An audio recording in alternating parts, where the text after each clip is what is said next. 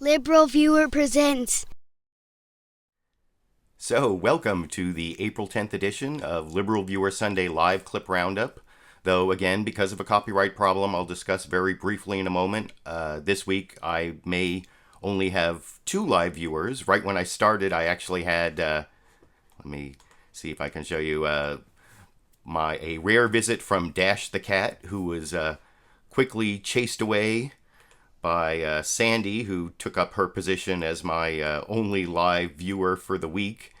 Unfortunately, like I said, because of that copyright problem. But even if I have to record my live performance and upload it so that it's almost live, I still thank you for joining me. And I've still picked out 35 of the weekend's best, most newsworthy clips for what should be a really educational, fair use, media criticism, and political analysis show for you all tonight. Before I get to those other topics, I just want to give you a brief update on why I can't live stream this copyright problem. CBS is still contending that it wasn't fair use to use those 11 clips from the Republican debate that they broadcast, even though I added all this media analysis and political commentary, and I had like 3,000 comments from hundreds of live viewers that also added to the transformational nature of the video. But I've had some correspondence back and forth with a lawyer at CBS. I don't know what's going to happen. There may be some other shoe that's about to drop, and it may drop right on my YouTube channel, which could be gone for all I know. Or on the other hand, I may be back to live streaming in time for the Democratic debate that's not on CBS this coming Thursday, which I'd love to live stream it probably sometime Friday morning after the debate with the best, most newsworthy clips from Bernie Sanders and Hillary Clinton. I guess we'll see how that turns out, but I want to get to the 3 main topics, news topics that I want to cover in the clip roundup today. The first one is going to be the Republican side of the 2016 presidential race, which is going to be much shorter than usual because no Donald Trump, no Ted Cruz. Yay! Don't have to show. I mean, there'll be brief clips from them in the news reports, but the only Republican who showed up on the Sunday morning news analysis shows, the big 5 corporate outlets of ABC, NBC, CBS, CNN, and Fox News that I take my clips from to give my media analysis and political commentary. Well, the only one, John Kasich, governor of Ohio, showed up on CBS's Face the Nation. So I have a quick clip from CBS that I will comment on. It's a fair use clip, even though it comes from CBS. I'm not going to stop giving my media criticism and political commentary on that. And then on the Democratic side, there are about 22 of the clips, I think.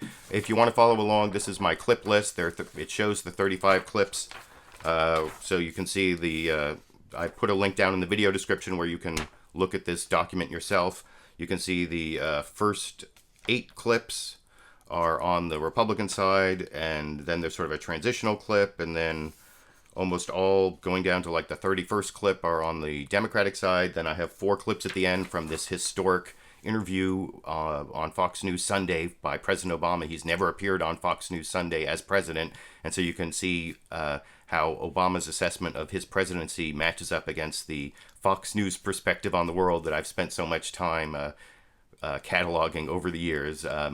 Anyway, before I get to the straight news clips, I like to show a little political comedy to start off the program. And, I never came back from Sandy, so I guess I've been talking with the picture of Sandy this whole time. Sorry about that. But Sandy was watching the show, but I guess you weren't able to watch me. I've been live performing this whole time. But anyway, the first topic, like I said, is the Republican side of the race. And the big news on the Republican side was that Ted Cruz, like Bernie Sanders, as I'll show a little later, was the big winner in Wisconsin. And that kind of upset the plans of Donald Trump. That was something that Bill Maher made fun of on HBO's Real Time last Friday, both making fun of Ted Cruz and making fun of Donald Trump. And I will comment on that after you watch that clip over here. That's right. Ted Cruz won Wisconsin big, because what goes better with cheese than a cracker?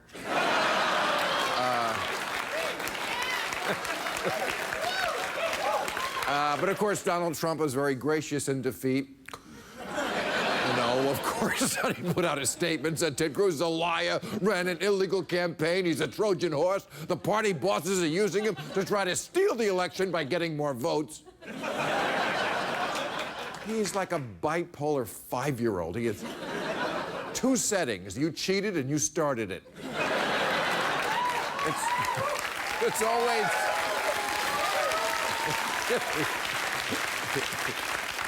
It's like, if I win, I win, and if you win, it doesn't count because you cheated, so fuck you. You know, I'm beginning to see why no one went to his casinos.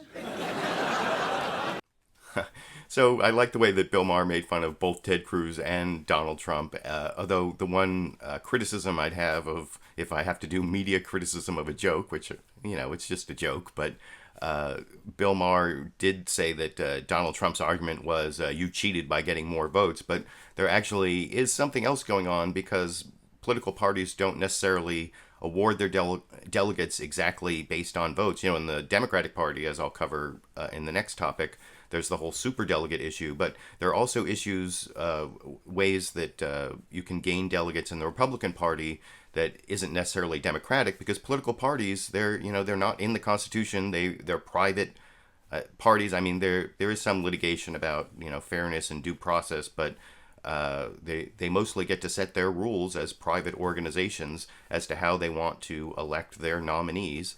And I'm going to show a couple different ways that the Big Five corporate outlets, at least 2 of them, covered the way that Donald Trump is getting out-organized by Ted Cruz. First, sort of the big aerial view from NBC's Meet the Press. Chuck Todd describes that. And then I'll show a quick report from David Wright on ABC's This Week with George Stephanopoulos that shows more down on the ground how it's happening. But first, here's sort of the aerial view of how Donald Trump is getting out-organized by Ted Cruz in this clip. Start. Donald Trump has played it big. Make big speeches, draw big crowds, and win big in big primaries. And then let the details take care of themselves. But the details aren't taking care of themselves. Ted Cruz is taking care of them. And he's piling up delegates in this Byzantine process. This weekend in Colorado, Cruz won all 34 of Colorado's available unbound delegates. He also had a big day gathering delegates in Iowa, South Carolina, and Virginia. It's just the latest development in this tortoise and hare race, in which Cruz is playing the tortoise, slowly gaining delegate by delegate on a Trump campaign that's been sleeping on the job. When it comes to the grassroots, Donald has a very hard time competing. The Stop Trump movement is turning to a new kind of ground game, working to out-organize Trump in the state-by-state battle for delegates. So far, it's working. Trump was shut out at this weekend's Colorado convention. Ted Cruz. Ted Cruz? I'm also for Cruz. And just one of 25 delegates selected last Sunday in North Dakota said he plans to back Trump. Trump's Colorado state delegate director started in his job on Wednesday after the previous director was fired. It's been like drinking from a fire hose. It's a very arcane system. They have landmines all over the place.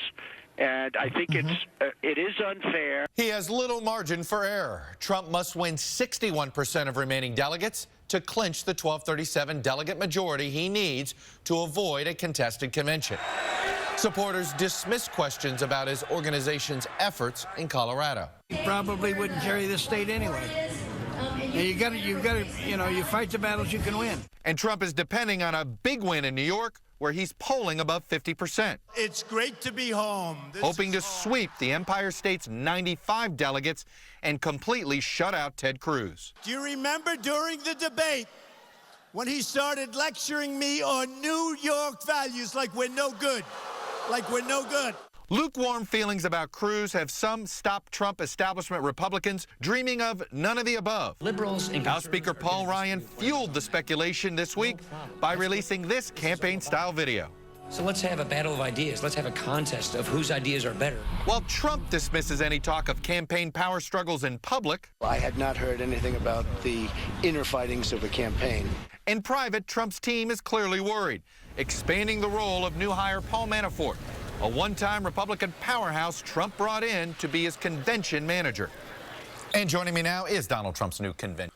So they had an interview with Paul Manafort on NBC's Meet the Press that I did not take any clips from. That's the Republican insider Donald Trump has hired to try to help him with this whole delegate thing, with the arcane rules that are letting Ted Cruz win more delegates possibly than his votes. Although I did read an article, which I'm not going to actually cite, but I saw an article talking about how Donald Trump has actually gotten a greater percentage of the delegates than his percentage of the vote so far. And I think that has to do with some of the other 17 candidates at the beginning getting votes that didn't translate into delegates, but that's not quite the same thing. But like I said before, I showed that NBC clip that sort of gave you an overview of Ted Cruz doing a better job of organizing than Donald Trump.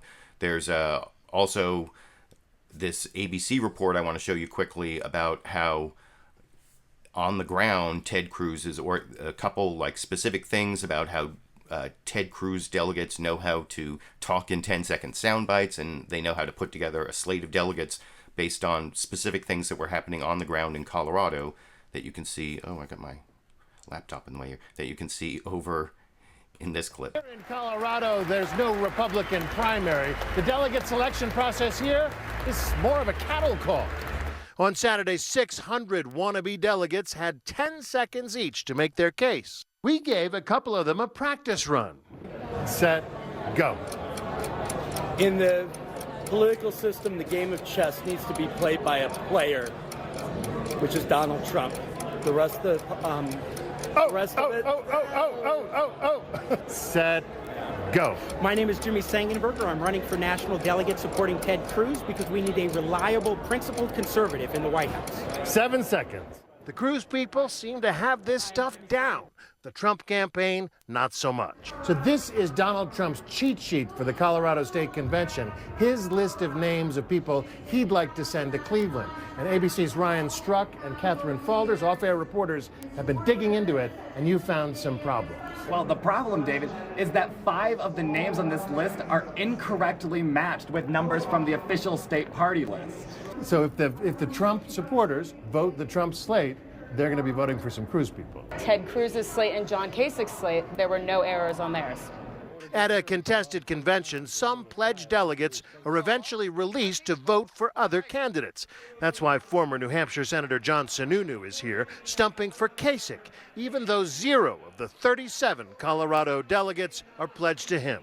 Are you making promises? Or are you absolutely making friends? No, this is about making friends, building relationships. Those friendships could pay off if the convention goes to a second or a third round of balloting. It seems like Cruz is outmaneuvering Trump here. I would really say it's the GOP outmaneuvering Trump. The fix is in Colorado. In Colorado.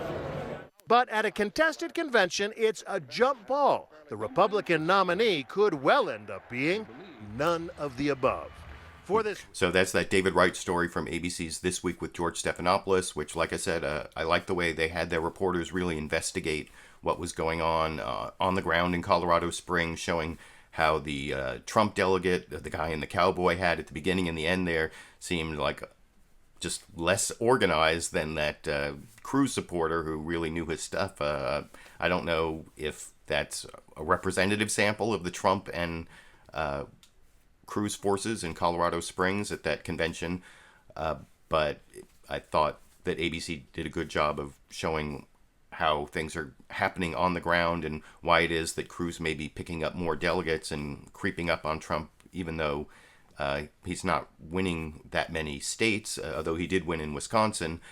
But the next clip I'm going to show is actually pretty short. It's from Fox News Sunday, because Fox News has a new poll out new polls out for New York and Pennsylvania, and they're really big delegate prizes that it looks like Donald Trump's going to win, at least according to the current polls. I don't see exactly how Ted Cruz is going to turn his momentum from Wisconsin over into New York and Pennsylvania. I mean, we can wait and see, but it looks like Donald Trump is poised to win big in these next 2 big states, as Fox News explains in this 30-second clip over here. Results of new Fox polls from the next 2 key battleground states. On the Republican side, after a big loss in Wisconsin, Donald Trump still dominates in his home state of New York, where they vote a week from Tuesday. He has 54% support. John Kasich is back at 22%, and Ted Cruz is third with 15%. Trump also has a commanding lead in Pennsylvania, the biggest delegate prize of the 5 states voting April 26th. He's at 48%. That's more than the combined support for Kasich and Cruz. Now, on the Democratic side, and I'll show the Democratic side when I get to that topic a little later, which I actually shows Hillary Clinton ahead as much as Donald Trump in a way that I don't think is accurate according to other polls I've seen. But at least according to that Fox News poll, it looks like Donald Trump is way ahead in New York and Pennsylvania. I mean, I have my doubts about Fox News polls, but I guess if they're going to be accurate on anything, it's going to be on Republican primary voters, because they are like kind of an arm of the Republican Party. So maybe we can trust Fox News polls when it comes to what Republicans are going to do, although it's hard to figure out sometimes their bias. Their bias is kind of switched. They seem to be, in a lot of ways, on every show except for the Kelly File with Megyn Kelly. They're kind of supporting Donald Trump. But I actually want to move on to the next clip, which is from NBC's Meet the Press, where Chuck Todd, I think, gives the best explanation of the best case scenario for Donald Trump getting to the convention with over 1,237 delegates, and then a more realistic scenario where he comes close but ends up with, I think, like 1165. And I will discuss the NBC coverage of that in their data download on Meet the Press this week after you watch that clip over here. First, here's the most updated delegate count. As you know, the magic number is 1237. So we're going to show you how Donald Trump can get there in his best day. He needs 61% of the remaining 798 delegates to do it. So how does he get there? Well, here's the everything goes right Trump scenario in the states that are left to participate in this process. The green states are where we expect Trump to do very well. Purple means he's likely to win some delegates, and red states are where we believe he will get shut out. So beginning with the green states, let's for now go ahead and give all 95 there to New York to delegates to Trump. Assume a sweep of New Jersey as well, 51 more. Pretty good start. Maryland in this scenario turns out to be Trump country. Wins almost all the delegates there. That's a big deal. Next, Indiana. The assumption is momentum takes over. No one's sure what's going to happen in there, but if momentum goes right, maybe Trump does well, gets 39 delegates there, wins a majority out of Washington State too. Again, momentum being a factor. Then on the last day of voting, the assumption is Trump actually sweeps all 27 in winner-take-all states like Montana, and then wins a majority out in California. Meanwhile, Trump holds his own in the purple states, winning his share of delegates in places like Rhode Island, New Mexico, and Oregon. Add it all up, and Trump walks into Cleveland with 1245. It's 8 more than he needs. Donald Trump is a Republican nominee. But again, that was a very optimistic, rosy of rosiest scenarios. But here's what we think is a more realistic map. Trump still does well in places like New York and New Jersey. But he does well in Maryland, but not quite as well. A little less. Maryland looks more like, say, Northern Virginia, where he struggled. So we're going to give him just 20 delegates, not 32. Indiana votes like nearby Wisconsin. We expect Cruz to win it, and maybe Trump only gets 12 delegates out of there. Montana then goes from green to red, becomes a winner-take-all state for Cruz. Then Washington State happens. Again, we expect then in this scenario Cruz to win, but Trump to get some delegates, and then California becomes a good state for Donald Trump, but not a great one. So add it all up, and Trump winds up short on this scenario, 1165, 72 short of the magic number that he needs. And you know what? If Trump is short 72, you can be sure he's not going to win on that first ballot. And then we're looking at multiple ballots with Ted Cruz or maybe someone else. Could it be Paul Ryan parachuting in and taking this nomination? In fact, how would conservatives feel if the convention took it away from both Trump and Cruz? Would the right just totally walk? My next guest will have an opinion on that. Well, I'm not going to show that next guest, which was Glenn Beck. I didn't take any clips of Glenn Beck talking about the way the right wing of the Republican Party was not going to vote for Trump, but wouldn't accept someone other than Trump or Cruz. And of course, Glenn Beck has endorsed Ted Cruz, so that's kind of the argument that supports his candidate, I guess. If you look down in the video description, I put a link down to the entire episode on Meet the Press. You can check out the Glenn Beck interview if that's something that interests you. But what I liked about that clip that I just showed, and what I think is my criticism of Meet the Press for doing that isn't what they showed there, which seemed to be a pretty accurate and informative description of what could happen with Donald Trump's best case and more realistic case scenarios. But why haven't I seen something like that for Bernie Sanders on the Democratic side, or to support the seeming conventional wisdom in the media that there is no path? Maybe it's because it's kind of confusing with the superdelegates. I mean, I will show a good clip from CNN State of the Union on the Democratic side that shows the pledged delegates and the superdelegates, and talks a little bit about how Bernie Sanders is hoping to win a majority of the pledged delegates. But I would like to see something from NBC's Meet the Press that shows whether there is a best case and a realistic case and for Bernie Sanders concerning pledged delegates, and I didn't see that. But I now actually want to show the one other clip from CBS. The scary clips are from CBS, I guess, because of this whole copyright issue. This is a couple minutes of the John Kasich interview on CBS's Face the Nation. He is still a Republican presidential candidate. I'm not showing very much of that interview. If you want to see the entire John Kasich interview, and actually pretty much all of Face the Nation is available on YouTube by clicking on a link I put down in the video description.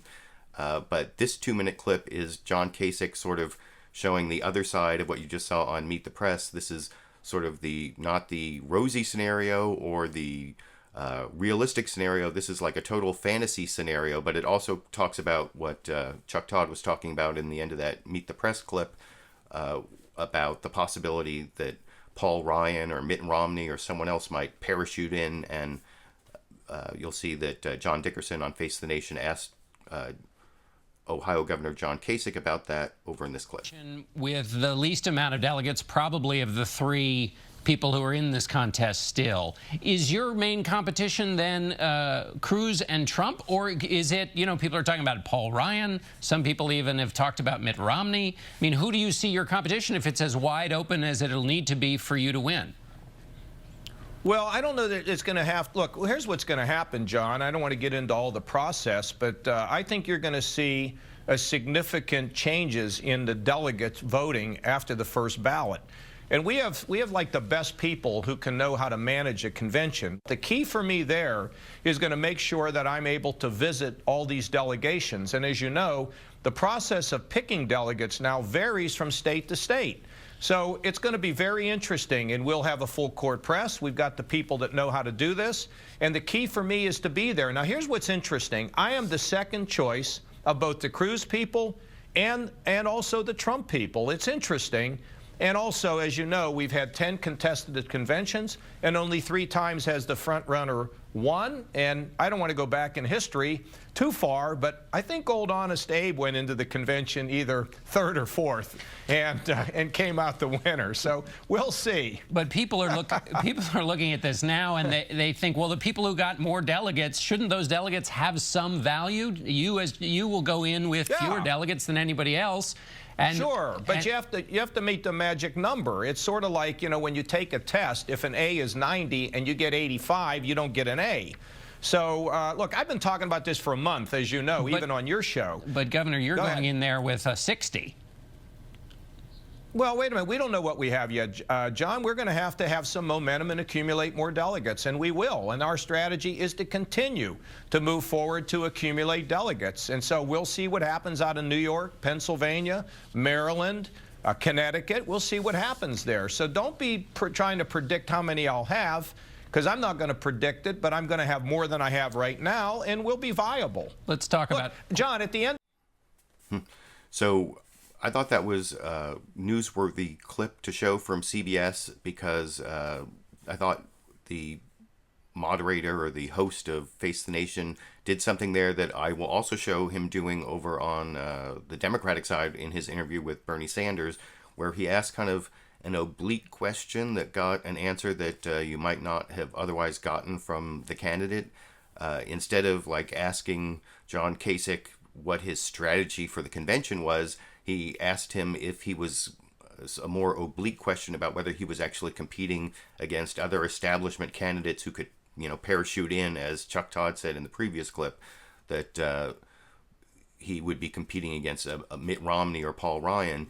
And in answer to that question, he actually got Ohio Governor John Kasich to give some insight into what his convention strategy is going to be. And if you remember that clip I showed from Chuck Todd on NBC's Meet the Press talking about the overview of what might happen in the convention, he talked about how John Kasich's people were on the ground trying to build relationships with people. So when it came to the second, third, and fourth ballots, if it's a contested convention, they will be able to go to all these delegations and make their case and have personal relationships already built up amongst Kasich ground staff people. That's like grassroots organizing, something I know something about from my work with the ACLU, which is, by the way, my work with the ACLU is kind of why I had to delay this video a little bit this week, because ACLU Conference and Lobby Day was Sunday and Monday this week, and I've been trying to go back and forth to that event and also do all the research and production that goes into this broadcast, or I guess now it's just a video upload. But I want to move on to the next couple clips, or the last clips on the Republican side, on the topic of the Republican side of the race this week. I said it was going to be shorter, and these last two clips are actually both from HBO's Real Time with Bill Maher. One is kind of a serious topic that I don't think he handled very well, and then it's one of his jokes about the Republicans that actually has some truth to it from his new rules at the end. But first, one of the things that Bill Maher covered pretty extensively that has not gotten that much coverage on the Sunday morning shows is the way that the Trump campaign manager, Corey Lewandowski, was arrested and charged with battery. And Bill Maher, he sounded like he was taking the Fox News line almost, and I've seen him do this on the Islam issue and some on the Black Lives Matter issues, although he started to seem like he was going to do that in a clip I'll show later and didn't. But anyway, in this clip, you'll see he takes sort of like the Donald Trump line on this reporter, a conservative Breitbart reporter who was grabbed on the arm, at least, by the campaign manager for Donald Trump. Later posted online a photo of the bruises. You'll see Bill Maher never talks about the bruises, and of course there's also a misunderstanding of the difference between assault and battery, which I know as a criminal defense attorney, as I will explain to you after you watch that clip over here. Because people, on this vein, people are too sensitive. And while we were off last week, there was a big story about Corey, what's his name? Lewandowski. Okay, the campaign manager. Yeah, Trump's campaign manager. Because he yanked or pulled, show the video that was all over the news for like days and days. Look at this. Oh my God, it's like the Zapruder film. If nothing had happened. But everybody on the left had to say, and this is what I hate when liberals do, when they mimic the stupidity of the right. They had to get on team. He almost killed her. And this woman said, and she was talking about the whole event, not just that. She said, this has to be, aside from my father's death, the worst experience I've gone through. And I thought, what a charmed, lucky, clueless white girl life you have lived. Right. Yeah. If that's the worst thing that happened to you, and do we have to politicize everything? But it's the only just time in the history of politics that a campaign manager has been arrested for assault. But he shouldn't have been. That's not assault. But he actually wasn't arrested. If I pick a hair off your sweater, is that a... It was a statement to appear. There's no mug. But he shouldn't have been. That's the point. He shouldn't have been. Right. I don't think we can say that. It was technically battery, which is an unwanted touch. Battery right there. No. This is the problem with the left, and this is why the left cannot stop Trump. Stop trying to shame the shameless and expose the exhibitionist. Hold on. This is their fuel. Let's look at that tape. Run on. Yes, if we could. That tape was released by Donald Trump and the campaign. It was from our ballroom at Trump Jupiter. We wanted people to see this tape because after the event, she said she almost fell down. This is also a reporter who said she was abused by the NYPD and groped by a war hero, Alan West. I hear her skirt was too short. Don't even start that. No. She has a history. She has a history like Brian Williams of inserting herself into the news. What about the security guy choked out the Time magazine photographer? What about that? That was But that's not this. That was Secret Service. We just saw the tape. If somebody did that That was the Secret Service that did that. If you cut in line at a bathroom in a nightclub and somebody did that to you, would there be an assault charge? This man wants to be the leader of the free world, and his number 2. This is not a concert. That's the point. We have to hold these people to a higher standard than a guy at a concert He redirected her. Nobody can take someone's arm anymore in America. Thank you. That's assault. If that's assault, well, technically, it's a battery. That's actually what it was. It's a battery, which is different. Now, the first criticism I have of that clip is something I hear all the time as, as someone who was a public defender and a criminal defense attorney quite a few years ago at this point, but I did do it for about 5 years, that people use the terms assault and battery without really understanding. It's kind of like people say they get robbed when their house has been burgled, and robbery means that you take something with the use of force from someone, but it's kind of the same with assault and battery. People don't understand what the terms mean. A battery is actually worse than an assault. An assault is a threatened battery. If you put someone in fear that they're going to experience a battery, that's an assault. So an assault is like an attempted battery. So a battery is worse than an assault. A battery is when you actually touch someone. An assault is when you put someone in fear of being touched, although it can, above the misdemeanor level, it can be in fear of, threat of serious bodily injury and, using a weapon, and that can bring it up above a misdemeanor level. And then battery can also go up above the misdemeanor level. This is misdemeanor battery, which is just an unconsented to touching. I haven't read the statute in a couple weeks since this happened, but it's, an unconsented touching that's harmful or offensive under, common law, the tort of battery, and it's pretty close to that in the Florida statute under which the Trump campaign manager is being charged. And like I said, the one thing that, there are a couple things that Bill Maher didn't bring up, which is the bruises, and also the fact that the campaign manager Corey Lewandowski claimed that he didn't touch her in writing online. I think it was in a tweet saying that she was delusional and he never touched her, which obviously from the video you can see, so he lied and he bruised her, which means that it's not just like pulling someone out of line at a bathroom line in a concert. So Bill Maher is not correct about that. So, and he never mentioned the lie and the bruises, which I think contributed to the fact that prosecutors in Florida decided to prosecute it. It's not quite as minimal as Bill Maher described it. Now, having shown Bill Maher take the Fox News line on that I saw, that's pretty much the argument I saw over and over again on Fox News and from Donald Trump supporters on what happened to the campaign manager. I do want to show Bill Maher at least showing that he is a liberal on some things still, when he tells the Republican Party that they're doomed with Trump and they're doomed with Cruz and they should just punt at this point, and then he describes what he means by having the Republicans punt. This is not the entire new rules segment. This is about this is about 90 seconds from Bill Maher's new rules segment about how Republicans have to punt this election, which I will discuss after you watch that clip here. Crazy, but the only way you can win this November is by losing.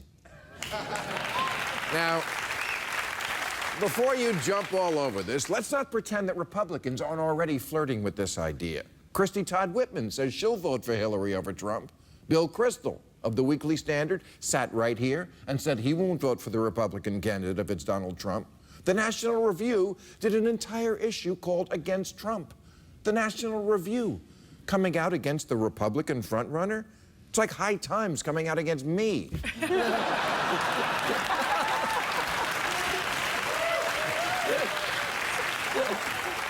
So, we all know you're not happy with your choices right now, but it's getting near closing time, and you're going to have to go home with one of them.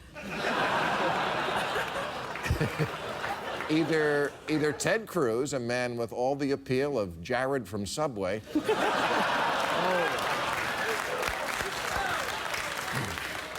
minus the inspiring weight loss story, or Donald Trump, the zombie candidate. But there is a third choice. Punt! Punt! Give the ball to your defense. You've got a great defense, and by that I mean you're great at being obstructionist assholes when you're out of office.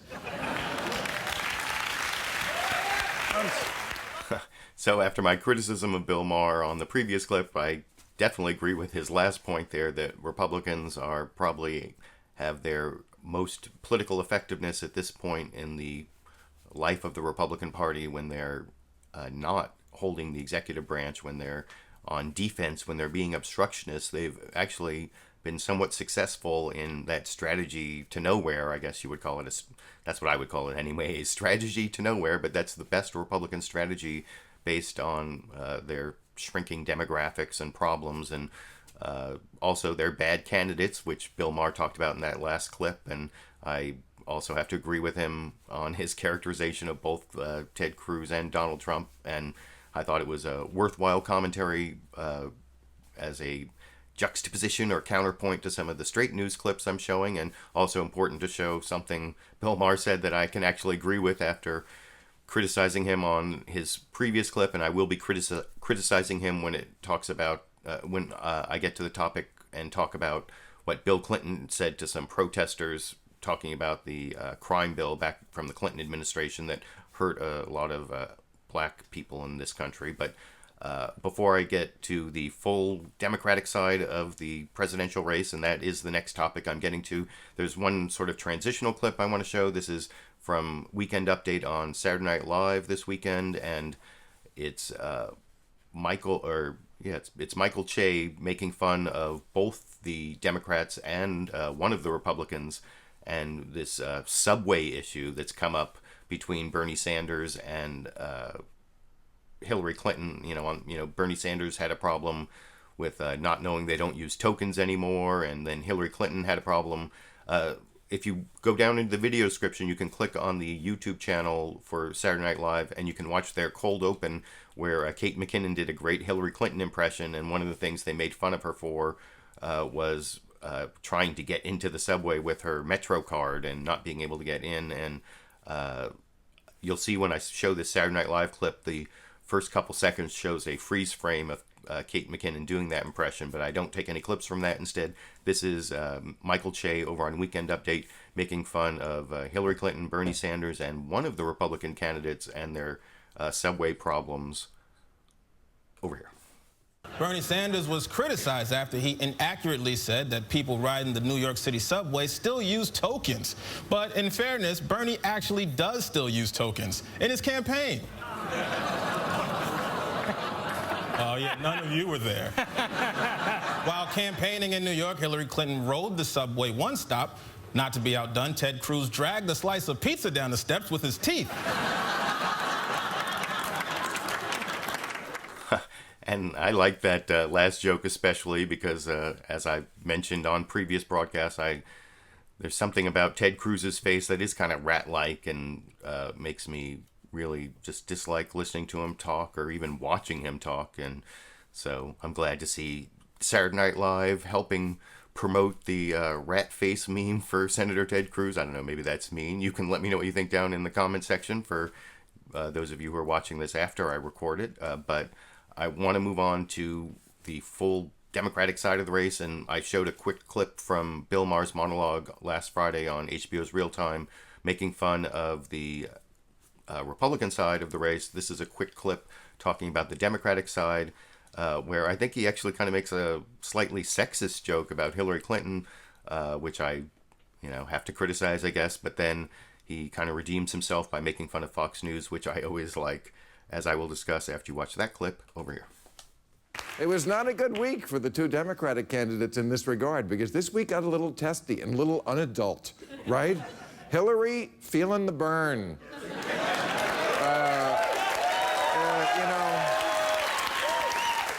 Bernie won Wisconsin big. Bernie has won 7 of the last 8 primaries. He is breathing down Hillary's neck, and it's a long time since a man did that.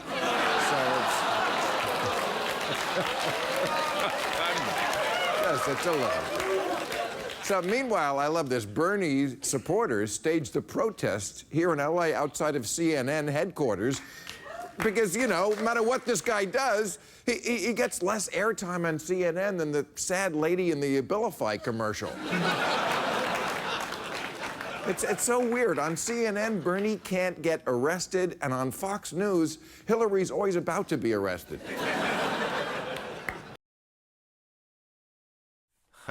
Well, that's kind of funny because I think I've said over several different Liberal Viewer Sunday live clip roundups that there seems to be some rule that no Fox News story can talk about Hillary Clinton without mentioning the so-called email scandal. And par for the course, I will show later in this topic, I think it's maybe the last clip on the Democratic side of the 2016 presidential race, a clip from President Obama's interview on Fox News Sunday where Chris Wallace asked him about Hillary Clinton's email scandal and had him react to sort of the Fox News view of it. But before I get to that, I want to show some of the other coverage of the Democratic side.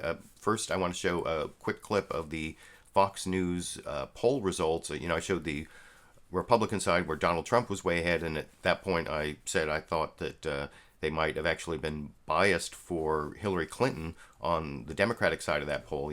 I said Fox News polls are possibly reliable when it comes to the Republican side because they're kind of an arm of the Republican Party, and apparently they want to promote Hillary Clinton's ability to win in New York and Pennsylvania over Bernie Sanders. I don't know, but these poll numbers seem to have, at least in New York, a much wider margin than other polls I've seen, as I will discuss after you watch that clip. Fox News clip. Wait, where'd it go? Oh. Over here. Side in the Battle of New York, Bernie Sanders is going to have a tough time springing an upset there. Hillary Clinton still has a big lead, 53% to 37%. And in Pennsylvania, 1 week later, she topped Sanders 49% to 38%. And we're back now with the panel. So, yeah, I didn't have a chance to look up the Real Clear Politics average, but I think you can correct me if I'm wrong down in the comment section, but I'm pretty sure that the Fox News poll has Hillary Clinton leading more than a lot of the other polls, which I think makes the point I was making about the Fox News poll on the Republican side, that maybe the Republican, this arm of the Republican Party can be trusted when it comes to polling Republican voters, but when it comes to the Democratic side, maybe not so accurate. I don't know. You can let me know what you think down in the comment section. Now, I actually want to move on to a quick report from Jake Tapper on CNN State of the Union, where, of course, I like to show what he says the State of the Union is every week, and this week he says it's New York on New York state of mind. That's what it was. The State of the Union is a New York state of mind, and he talks about two different issues, one in a good way and one in a bad way. I think he gives a good account of the delegate count, but he makes a mistake that most of the corporate media made, except for NBC's Meet the Press, when it comes to Bill Clinton's reaction to this protester, I think it was in Philadelphia, which I will discuss after you watch that CNN clip over here. I'm Jake Tapper in Washington, where the State of our Union is in a New York state of mind. Hillary Clinton and Bernie Sanders locked in an increasingly tense and bitter battle for the state they both consider home turf to a degree. Tempers have been flaring on both sides, including this moment in Philadelphia, where former President Bill Clinton, confronted by some Black Lives Matter protesters, defended his wife's use in the 1990s of the term super predator. I don't know how you would characterize the gang leaders who got 13-year-old kids hopped up on crack and sent them out onto the street to murder other African-American children. Maybe you thought they were good citizens. She didn't. She didn't. You are defending the people who kill the lives you say matter. Tell the truth.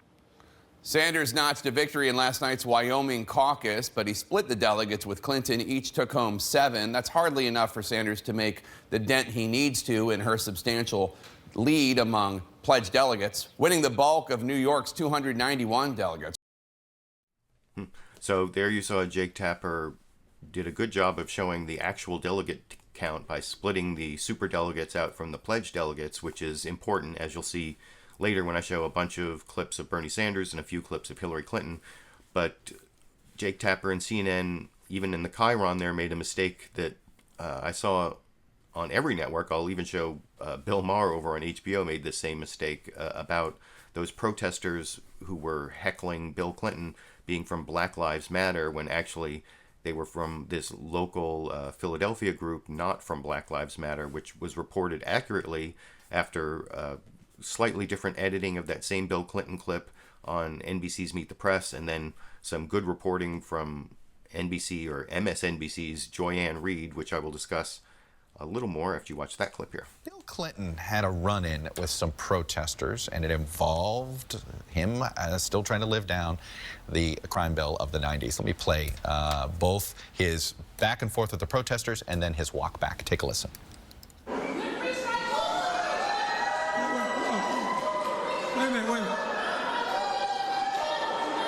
Okay, I heard it. Can I answer? No, you see, here's the thing. I like protesters, but the ones that won't let you answer are afraid of the truth. You are defending the people who kill the lives you say matter. Tell the truth. I know those young people yesterday were just trying to get good television, and they did. But that doesn't mean that I was most effective in answering it.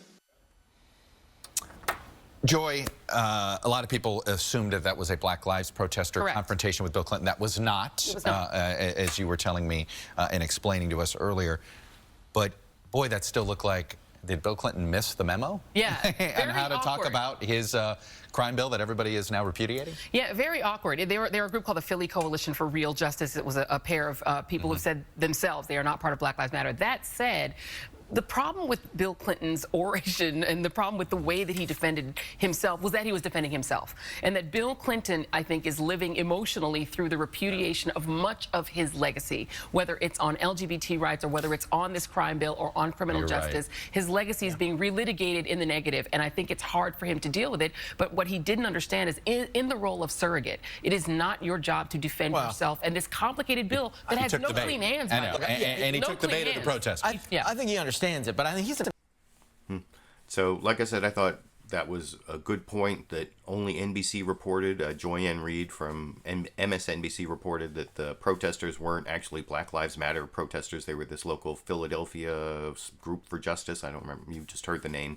And that's an important point, especially because I'm going to show several clips coming up in addition to that one from Jake Tapper where different media outlets reported it as Black Lives Matter, which I guess is slightly understandable because Black Lives Matter is a grassroots movement and the leadership is a little bit amorphous, especially the coalition of local groups, but they should do better reporting than any of these other outlets other than NBC did. And I also think that Joy-Ann Reid made a good point there about Bill Clinton defending his legacy. What I didn't hear there and what I've seen on MSNBC, but you won't really see in any of the answers, even from Bernie Sanders, talking about what happened with those protesters in Philadelphia, is they don't really talk about the fuller legacy of the Clinton administration. I've put a couple links down in the video description, one from All In with Chris Hayes, an extended interview with Michelle Alexander, the author of The New Jim Crow, which I always have right up here in a very prominent position every week,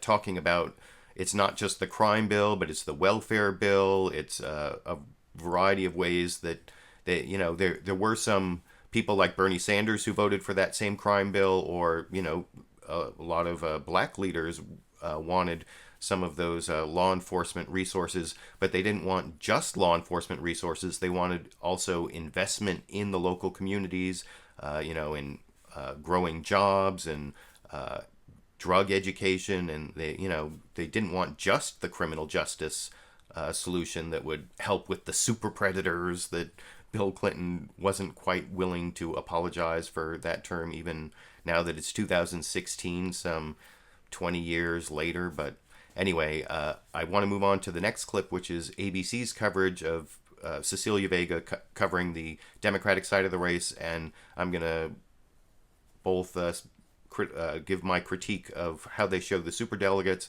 and how they cover that protest in Philadelphia after you watch that clip over here. We just won Wyoming.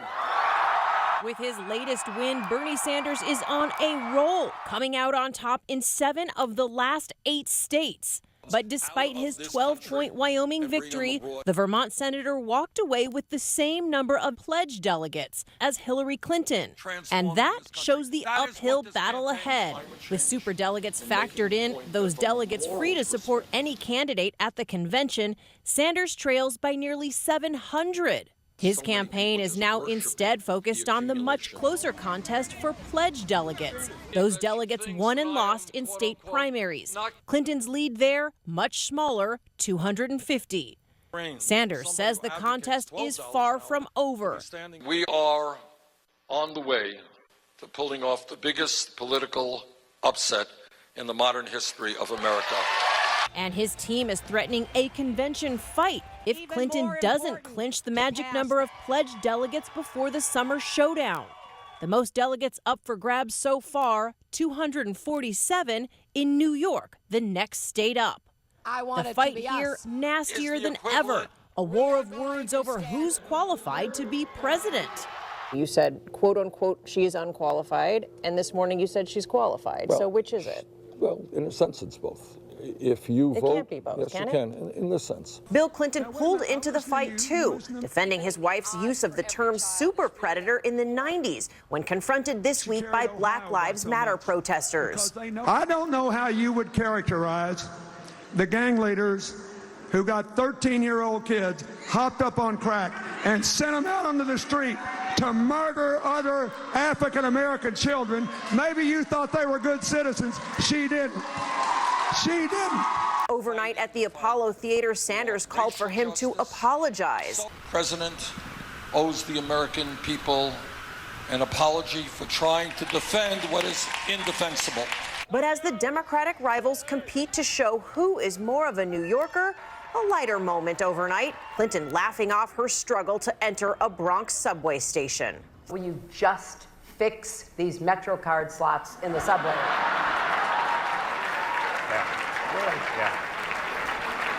It took me like 5 swipes. I mean, you got to fix that. I don't know. I thought that that report from Cecilia Vega, who you saw like a brief flash of there at the end of that clip, was pretty good when it came to showing the difference between the pledged delegate and the unpledged delegates this week, which has been a problem with some of the corporate media coverage of Bernie Sanders, as I've shown over several weeks. But the ABC report made the same mistake that CNN made, and I'll show later other outlets making about the Black Lives Matter protesters interrupting Bill Clinton, who weren't really part of Black Lives Matter.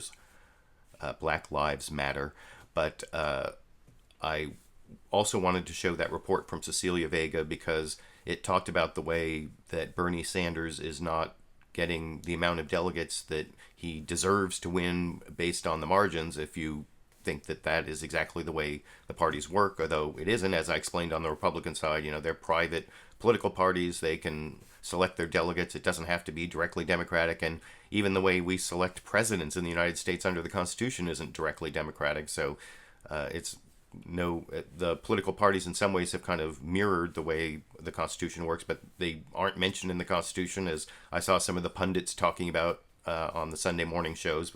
I didn't take any of those clips.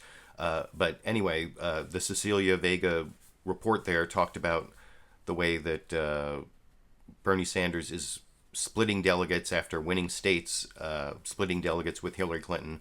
And that was a question that George Stephanopoulos asked to Bernie Sanders in his interview. And that's the first quick clip I want to show, is how Bernie Sanders responded to the report from Cecilia Vega. And I will discuss his response after you watch that clip. Here. With you, George. Satellite. So Wyoming last night, another win for you. You've got a little bit of a streak going here, but as Cecilia pointed out, you actually tied Secretary Clinton delegates, so you're no closer to getting the nomination. From Wyoming, but here's the point, George. In the last 3.5 weeks, we have reduced her margin by a third. I think the proper number is about 220 delegates or so that we are now behind. We're moving to New York State. We're moving to Pennsylvania. We're heading out west to California, Oregon, a lot of big states out there. We believe that we have the momentum. We believe that the polling is showing that we're closing the gap. Actually, as you may have noticed, of the last 3 national polls out there, we have defeated Secretary Clinton in 2 of them. So no question, I think the momentum is with us. We have come a really, really long way, and I think we can win this thing. The number you're talking about is... And before I get to that next clip, I think I showed the exact subsequent clip to that one. I thought Bernie Sanders had a pretty good answer in that clip to the question about his quest to win the nomination, you know, even though he's not winning the delegates. Although I think he actually should have said something I showed him saying a couple weeks ago about how he is actually winning almost the same amount of delegates in some of the states that the media has hyped Hillary Clinton having won. So it's, even though he's splitting delegates with Hillary Clinton when he wins a state, Hillary Clinton is splitting delegates with him when she wins the state. So, and he mentioned that a couple weeks ago. I don't know why he didn't put it in that answer.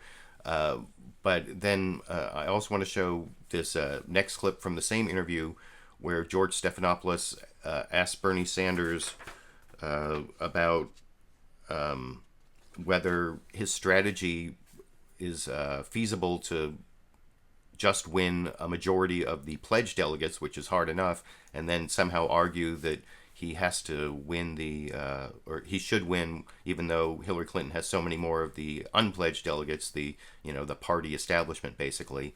And here's Bernie Sanders' answer to that I will discuss after you watch it over here. Pledge delegates. Yes. You say 220. The AP says 250, her lead. Is your position now, the position of your campaign, that unless Secretary Clinton has enough pledge delegates to guarantee the nomination, just pledge delegates, then you're going to take a floor fight at the convention? Well, here's what I think.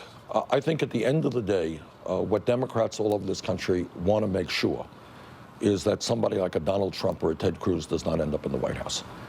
And I think what more and more Democrats are seeing is that Bernie Sanders is the stronger candidate. She's getting more votes. Well, she's getting more votes. A lot of that came from the South. But if you look at the polling out there, we do a lot better against Trump and the other Republicans in almost every instance, not everyone, than she does. And the reason is that we both get a lot of Democrats, but I get a lot more independents than she does. So I think you're going to see a lot of Democrats saying, look, what's most important is making sure that we defeat Trump or Cruz or whoever. Bernie Sanders is the strongest candidate. We saw that exchange you had with Cecilia. So I don't know how you parse that exactly. I mean, it kind of sounds like Bernie Sanders' plan is to try to win a majority of the pledged delegates and then go to the unpledged delegates and make an argument that he's the one who can best defeat Cruz or Trump or whoever the Republican nominee is. But I don't think George Stephanopoulos really nailed him down on that in that question. And he didn't really get an answer about the floor fight. A little bit later, I'm going to show a clip from CBS's Face the Nation, one more CBS clip from John Dickerson, where I think John Dickerson asked a question more obliquely about Ted Kennedy in 1980 that got the answer that George Stephanopoulos didn't get in that clip.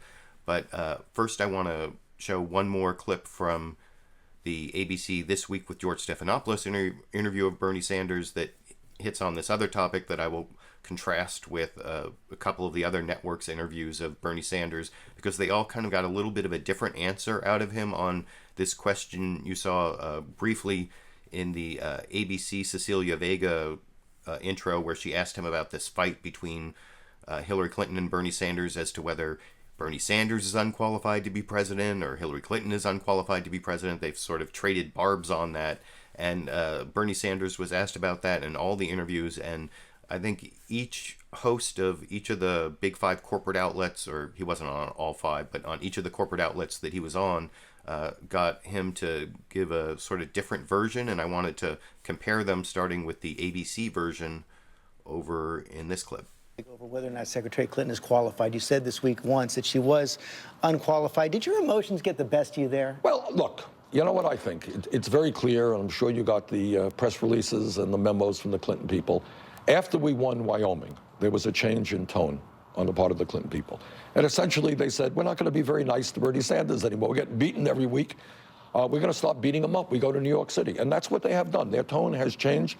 They use the word, or their surrogates have used the word about whether or not I am qualified. There was a headline. She didn't say you were unqualified. Well, she didn't quite say that, but her surrogates implied that. And all that I meant by that is that if you vote for the war in Iraq, which turns out to be the worst foreign policy blunder in the modern history of America, if you take, through your super PAC, tens and tens of millions of dollars from Wall Street, other special interests, if you support almost every disastrous trade agreement in this last 30 years. President Obama supported that. Is he not qualified? No, he is very qualified. But my point is, it is a question of judgment. It is a question of judgment. You know, fracking. Secretary Clinton supports a $12 minimum wage when the world is clear now we want a $15 minimum wage. So I think the issue more is judgment. Does she have the experience? Is she extremely intelligent? We all know that she is. Let's go on to some of the other issues that came. And you can see at the end of there, George Stephanopoulos went on to a different issue, didn't follow up on that judgment deflection from Bernie Sanders. He did get a lot of details out of Bernie Sanders as to what issues he differs with Hillary Clinton on that makes him question her qualifications or judgment, or however he wants to term it, so that he's not really backing off, but he's not really attacking Hillary Clinton. In contrast, you'll see on NBC's Meet the Press, Chuck Todd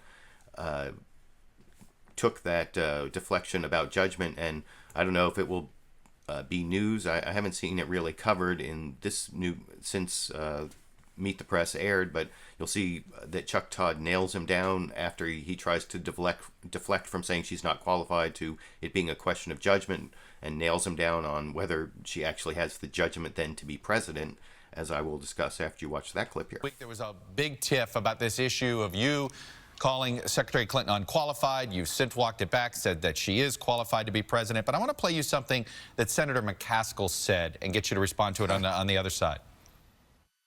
Calling Hillary Clinton not qualified is like fingernails on a blackboard to many women across this country.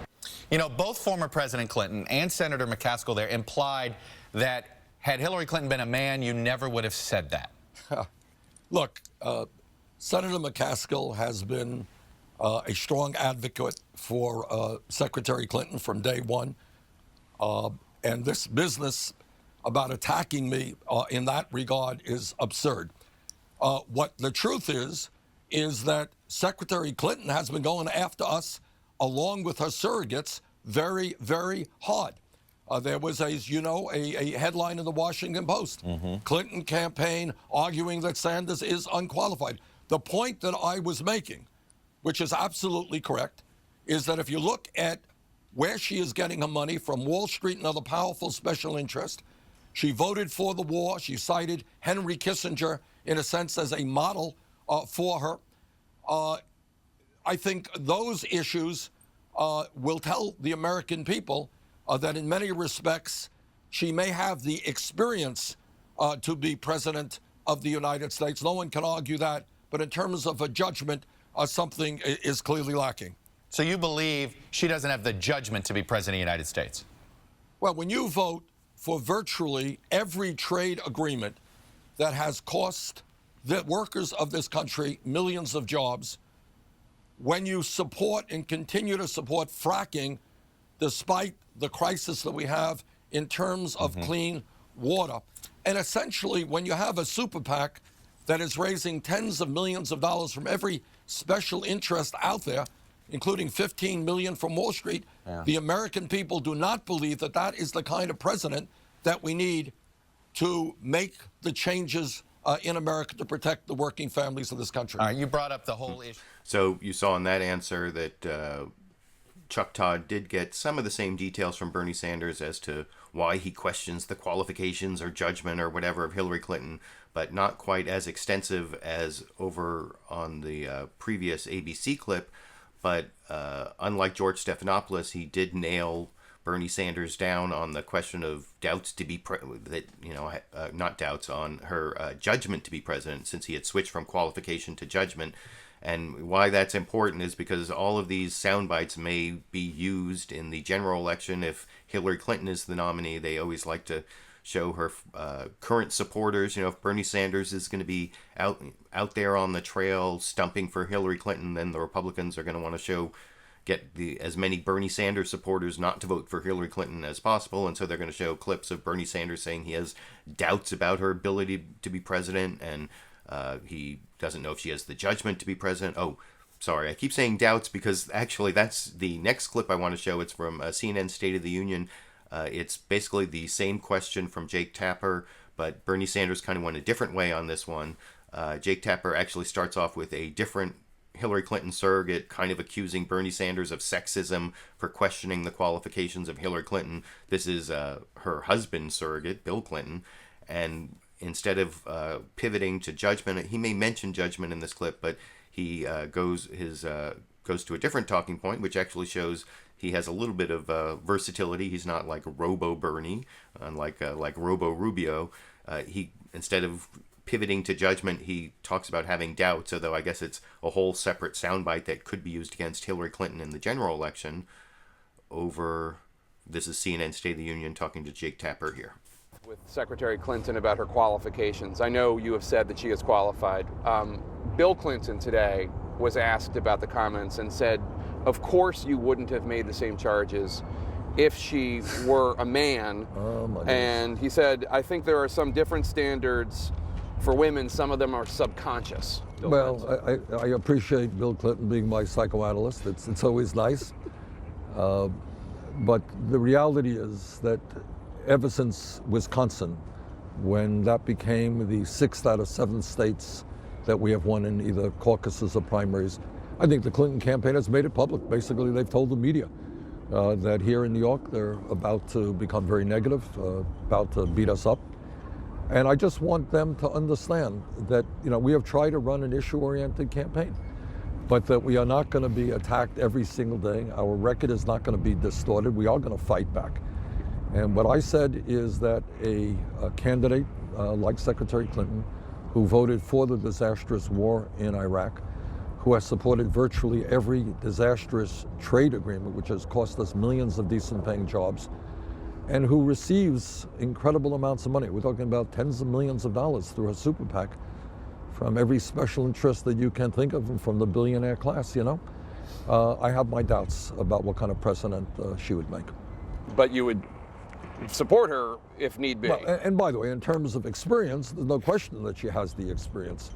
But I think she and I would agree, and I hope that that is her view, that we will do everything possible to prevent this country from seeing a Donald Trump or some other Republican in the White House. That would be a disaster for this country, and I will do everything I can to prevent that. I don't know if you saw any of Well, I guess if Bernie Sanders were actually going to do everything possible to make sure that Donald Trump or Ted Cruz or some other Republican isn't going to become president of the United States, then it might actually be better, in my opinion, if he refrained from giving sound bites to Republicans that can be used in the general election to stop Bernie Sanders supporters who are on the edge of not voting against Hillary Clinton to not vote for Hillary Clinton to not vote for Hillary Clinton, because they'll show clips of Bernie Sanders saying he has his doubts. They won't show the rest of the clip where he said he was going to do everything possible to stop the Republican, or that she's not qualified or doesn't have the judgment. And the thing is, it wasn't even Hillary Clinton so much who said that Bernie Sanders was unqualified. It was like her surrogates who planted the stories in the mainstream media that, as Bill Maher was talking about in his monologue, they're protesting CNN because they're giving such bad coverage to Bernie Sanders, and I have to concur. And if you've watched my live clip roundups over the last several months, I think that the coverage has always kind of had this conventional wisdom assumption that Hillary Clinton is going to be the nominee, although I've actually thought that's the most likely outcome, even though I think I'm going to end up voting for Bernie Sanders here in California on June 7th. Although the other thing I have to say about the corporate news media, especially, or specifically, I should say, the Sunday morning news analysis shows that I take my clips from, they've allowed Bernie Sanders on the shows pretty much anytime he's been willing to show up on camera. Maybe not the Donald Trump phone-in approach, but he's actually been guests on the show a lot more often than Hillary Clinton has, but that's because Hillary Clinton hasn't made herself available, although she did on one of the shows this last weekend, and I'm going to show those to you, the Hillary Clinton clips in a little bit. But first I want to show a couple more clips on the... this is a clip from ABC's This Week, the interview with Bernie Sanders, also talking about Bill Clinton, but this time about him having that interchange with so-called Black Lives Matter protesters that actually weren't. And that's one of my criticisms of the clip, is that they didn't do the reporting that you saw on NBC. This clip is the ABC clip. Then I'm going to show HBO's Real Time with Bill Maher talking about it and misidentifying the protesters. And I'll have another criticism of this clip. I will actually criticize Bernie Sanders' answer after you watch that clip over here. Came up this week. We just saw you saying President Clinton should apologize for that statement he made to the Black Lives protester. The underlying issue there is the 1994 crime bill, which you supported. So do you have any second thoughts about that bill? Well, that bill was one of these bills that had good things in it and it had bad things in it. If I had voted against that bill, you would be asking me, Bernie, why did you vote against the ban on assault weapons? Right? That was in that bill. Right, that was in the Senate bill. The final passage, not in the original. Well, it wasn't a bill that I had to vote for. The Violence Against Women's Act. All right, you would say, Bernie, aren't you concerned about domestic violence? But if you check the record, I was on the floor talking about many of the negative aspects of that, including the death penalty, which I strongly oppose. Bottom line now, George, is that we need major criminal justice reform in a very broken system. As Americans, we should not accept the fact that we have more people in jail. We need reforms of local police departments all over this country. And I intend, if elected president, to work very aggressively on that. So what exactly do you think President Clinton should apologize? Look, I think we all knew back then what that language meant. That was referring to young blacks. And I don't think in this country elected officials or leaders should be using that type of terminology. Also on this issue, the families of the so I wanted to give my media criticism of ABC in that last clip, talking about Black Lives Matter protesters, and it actually wasn't Black Lives Matter, as I showed earlier in the clip roundup. But I also wanted to criticize Bernie Sanders' answer there. I've heard him give a much better answer, and I didn't hear him give it this morning on any of the shows, where he talked about some of the things that Michelle Alexander, the author of The New Jim Crow, talked about this last week. I put links down in the video description, as I said earlier, both to Michelle Alexander's Facebook post responding to what Bill Clinton said, and then also her extended interview on MSNBC's All In with Chris Hayes. And I think when she talks about not just the crime bill that Bernie Sanders tried to justify his vote for there, but also the welfare bill that Bernie Sanders opposed, welfare reform, that was another aspect of giving up on a certain segment of American society that we, when during the boom 90s wasn't such a big deal, but then turned out to be really bad when times weren't so good. And that was predicted by a lot of people and did not really invest in the people who we were only investing in terms of finding prisons to put them in. That was part of the Clinton legacy that didn't really get discussed, and Bernie Sanders didn't bring it up in that last clip. But I also want to show one last outlet that covered the so-called Black Lives Matter protesters in Philadelphia who weren't. This is, as I promised earlier, HBO's Real Time with Bill Maher, and he refers to them as Black Lives Matter protesters, which is a mistake that pretty much everyone made. And he also, when I first saw this clip, he shows an actual clip of Bill Clinton responding to the protesters, and he talks about Black Lives Matter protesters and says Bill Clinton had an answer, and I thought, oh, he's gonna defend Bill Clinton, and it's gonna be like another example of Bill Maher taking the Fox News line. But actually he didn't really give his opinion. He kind of after he showed the clip, he opened it up to the panel and let Heather McGee give a pretty good analysis that I will discuss after you watch that clip over here. Let's talk about Bill Clinton. And do we have the tape? Did we get the tape? Okay, he was interrupted yesterday by Black Lives Matter protester, and he, unlike some other people, didn't just say, oh, I'm sorry. He had an answer for it, and here it is. This is what's the matter. I don't know how you would characterize the gang leaders who got 13-year-old kids hopped up on crack and sent them out onto the street to murder other African-American children. Maybe you thought they were good citizens. She didn't. She didn't. You are defending the people who kill the lives you say matter. Tell the truth. You are defending the people who cause young people to go out and take guns. Okay. Is he right? Is he wrong? Does he have a point? So this was actually a pretty huge moment, I think. It was. And it was a huge moment. It's going to continue to reverberate. People are calling it the Sister Soldier moment of this campaign from Bill Clinton.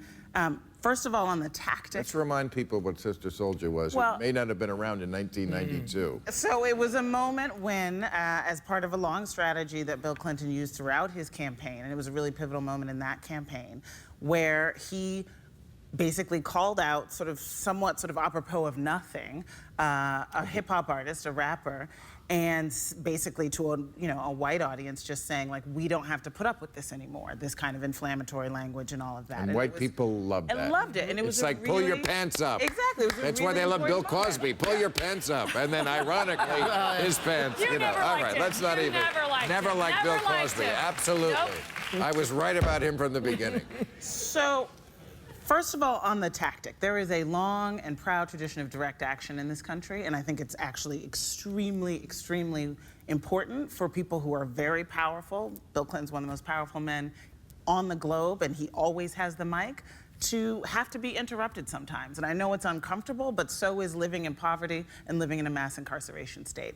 And I think it's absolutely great that Black Lives Matter has allowed young people to stand up and be heard at a time when we have our vote, maybe, and our voice. And those are the only two things we have in this democracy, and I think it's a wonderful thing.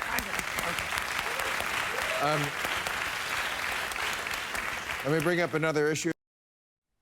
And I let that clip play till Bill Maher said, let me bring up another issue, because I wanted to show you what was kind of surprising about that clip was Bill Maher, kind of made a joke partway through, but he did not really take a stance on the conflict between Bill Clinton and the supposed Black Lives Matter protesters who weren't really Black Lives Matter. But I've shown previous clips of Bill Maher kind of siding with the Democratic establishment and against the protesters, saying they're like overly sensitive, or they, are too extreme. They're too all or nothing. They aren't willing to, compromise with the candidate who was closest to their interests, rather than and not recognizing how bad the other side is. And in that clip, you saw Bill Maher did not really take a side.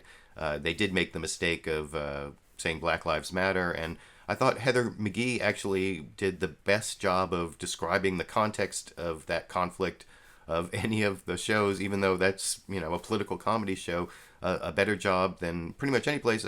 Joy-Ann Reid, I think, did a pretty good job too. One thing I liked about Heather McGhee's response is she talked about mass incarceration, which is, of course, the topic of the new Jim Crow, which I keep promoting just because if you want to understand Black Lives Matter and this whole conflict, I think you really need to read Michelle Alexander's book, The New Jim Crow. Not that it's not product placement. I don't get any kickback for promoting that book. I just happen to have read it myself, and it gives an interesting perspective that I've talked about many, many times, and I'm not going to go into in great detail, but I did want to show that last clip and the closest it came to talking about those issues, because I thought that's important. I want to show one more clip from the ABC This Week with George Stephanopoulos interview of Bernie Sanders before I go to a couple clips from the other programs that interviewed Bernie Sanders. This one, I think this is almost unfair, the way that George Stephanopoulos sets up this question about gun control, and that's even though I don't completely agree with Bernie Sanders' answer, as I will explain after you watch that clip over here. The families of the victims of gun violence are calling on you to apologize. Held a press conference here in New York on Friday. And Erica Smigelski, whose mother was killed in the Sandy Hook shooting, had this to say. It is completely phony that Sanders didn't have the decency to respond to us when asked for an apology. Instead, he used us as political tools in order to attack Hillary Clinton. I urge Senator Sanders to respond to the families of gun violence about his record of support for gun makers and to make an apology. Let me deal with that. I get a little bit upset when one of the great and horrific tragedies in modern American history, unspeakable, becomes a political issue. So let me just simply say this. Bernie Sanders comes from a state that has virtually no gun control. I have a D- voting record from the NRA. Terms of assault weapons back in 1988, when I ran for Congress, I had to take on all of the gun people who disagreed with me strongly when I said we should ban assault weapons in this country. I strongly support President Obama's effort to improve the instant background check so we make sure that people who should not have guns don't get guns. I strongly support doing away with this gun show loophole that allows people to circumvent the law, and the straw man provision which allows people to buy guns legally and then sell it to criminals. So I will do everything that I can. And by the way, coming from a state, a rural state, that has no gun control, I think I am in a position to create the kind of consensus. But as you know, they're talking about the issue, your vote to shield gun makers from liability. They want you to apologize for that. No, I'm not. In this sense, look, and the American people disagree on this. All right, you're a gun shop owner in northern Vermont. You sell somebody a gun legally. Guy comes in, goes through the instant background check, sells him a gun. This guy goes out and shoots somebody. Should you be sued for legally selling him a gun? You're a gun manufacturer, you do the same. I don't think so. On the other hand, somebody walks in and says, give me 10,000 rounds of ammunition and 14 assault weapons. Should you know that there's something going on? You should. And you should be sued for not responding or calling up the police to that. So that is my view, and I understand that not everybody agrees with it. Let's talk about some economic issues. So I have a few points of media criticism and political analysis on that last ABC clip. First, I think it's kind of unfair to set up Bernie Sanders as to blame for, dead first and second graders in Sandy Hook with the, the emotional appeal from a family member of a dead child. That's, that's kind of sensationalistic, but I guess if you're running for president, it's kind of a fair confrontational question in that sense. So maybe I'm being a little hypersensitive on that, but it is sensationalistic. I thought Bernie Sanders did a fairly good job of laying out his policies on gun control, which are all really reasonable policies. At the end there, though, when he talked about the gun manufacturer or liability, and I thought George Stephanopoulos did a good job of doing a follow-up and holding him to the real issue that the Sandy Hook families were talking about. I thought that Bernie Sanders actually spun that a little bit, talking about, the small gun shop in upstate Vermont or whatever it was, and whether they should be liable. But he briefly said, or manufacturers in his answer, but it's gun manufacturers who were also shielded from liability. And that could be the case even if they, make guns that are, specifically designed to kill large numbers of people, not for hunting or defense, but that could be an aspect that might give them some liability, or they also market it in ways that are irresponsible. I've even seen, I remember this whole thing about one gun manufacturer saying fingerprint resistant guns as one of their marketing tools, and that seems a little bit over the line in terms of their liability and for marketing and manufacturing. There are all sorts of ways that manufacturers can be liable for making products that are dangerous in the way they're made or marketed that Bernie Sanders wasn't really addressing with his gun show or his gun shop example from a small gun shop in Vermont, not like the big gun manufacturers who are also shielded. So I just wanted to point that out before I moved on to a couple clips from NBC's Meet the Press interview of Bernie Sanders. I'm going to show these clips not because they're remarkable, but because they're actually unremarkable. I watched Meet the Press before any of the other shows, and pretty much everyone asked Bernie Sanders a couple horse race questions. I think I even showed a little bit of that earlier.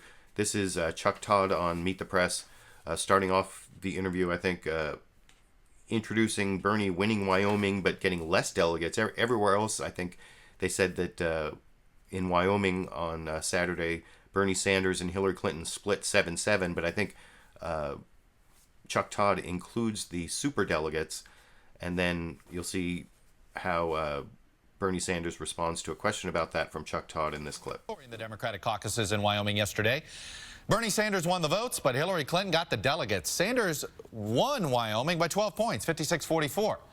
But that didn't help him in the delegate race. Clinton took 11 delegates to Sanders' 7 when you include the superdelegates. And as you can see, Clinton still holds a large delegate lead, combined pledged and superdelegates. Yesterday's voting came after a week of some unusually harsh sniping between Sanders and Clinton in anticipation of next Tuesday's make-or-break primary in New York State, the state where Sanders grew up and that Clinton has adopted. And Senator Sanders joins me now from his home state, New York City. Senator, welcome back, sir. Great to be with you. Let me start with what happened in Wyoming. How frustrating is it to you that you have a double-digit win, that you won by double digits on Tuesday, and overall, Wisconsin and Wyoming, you were able to narrow the pledged delegate gap all by just 10 delegates total? That's not a path to the nomination. Well, that's what happens when you have proportional representation. But what is a path to the nomination is we have cut Secretary Clinton's lead by 1/3 in the last month. We have won 8 out of 9 contests. National polling in the last 3 polls, 2 of them have us ahead. Right. We're running stronger against Donald Trump and other Republicans than Secretary Clinton. We have the momentum. I think we stand a really good chance to do well in New York State, in Pennsylvania, and as we head into other states. So we're feeling really good with a path toward victory. You know, you have said... I thought that was a pretty good answer from Bernie Sanders. My criticism of the NBC Meet the Press introduction there mainly would be that they didn't show the unpledged versus pledged delegate. They just showed the totals. And when they talked about how Hillary Clinton got more delegates, they said 11-7 when it was actually 7-7 if you only count the pledged delegates.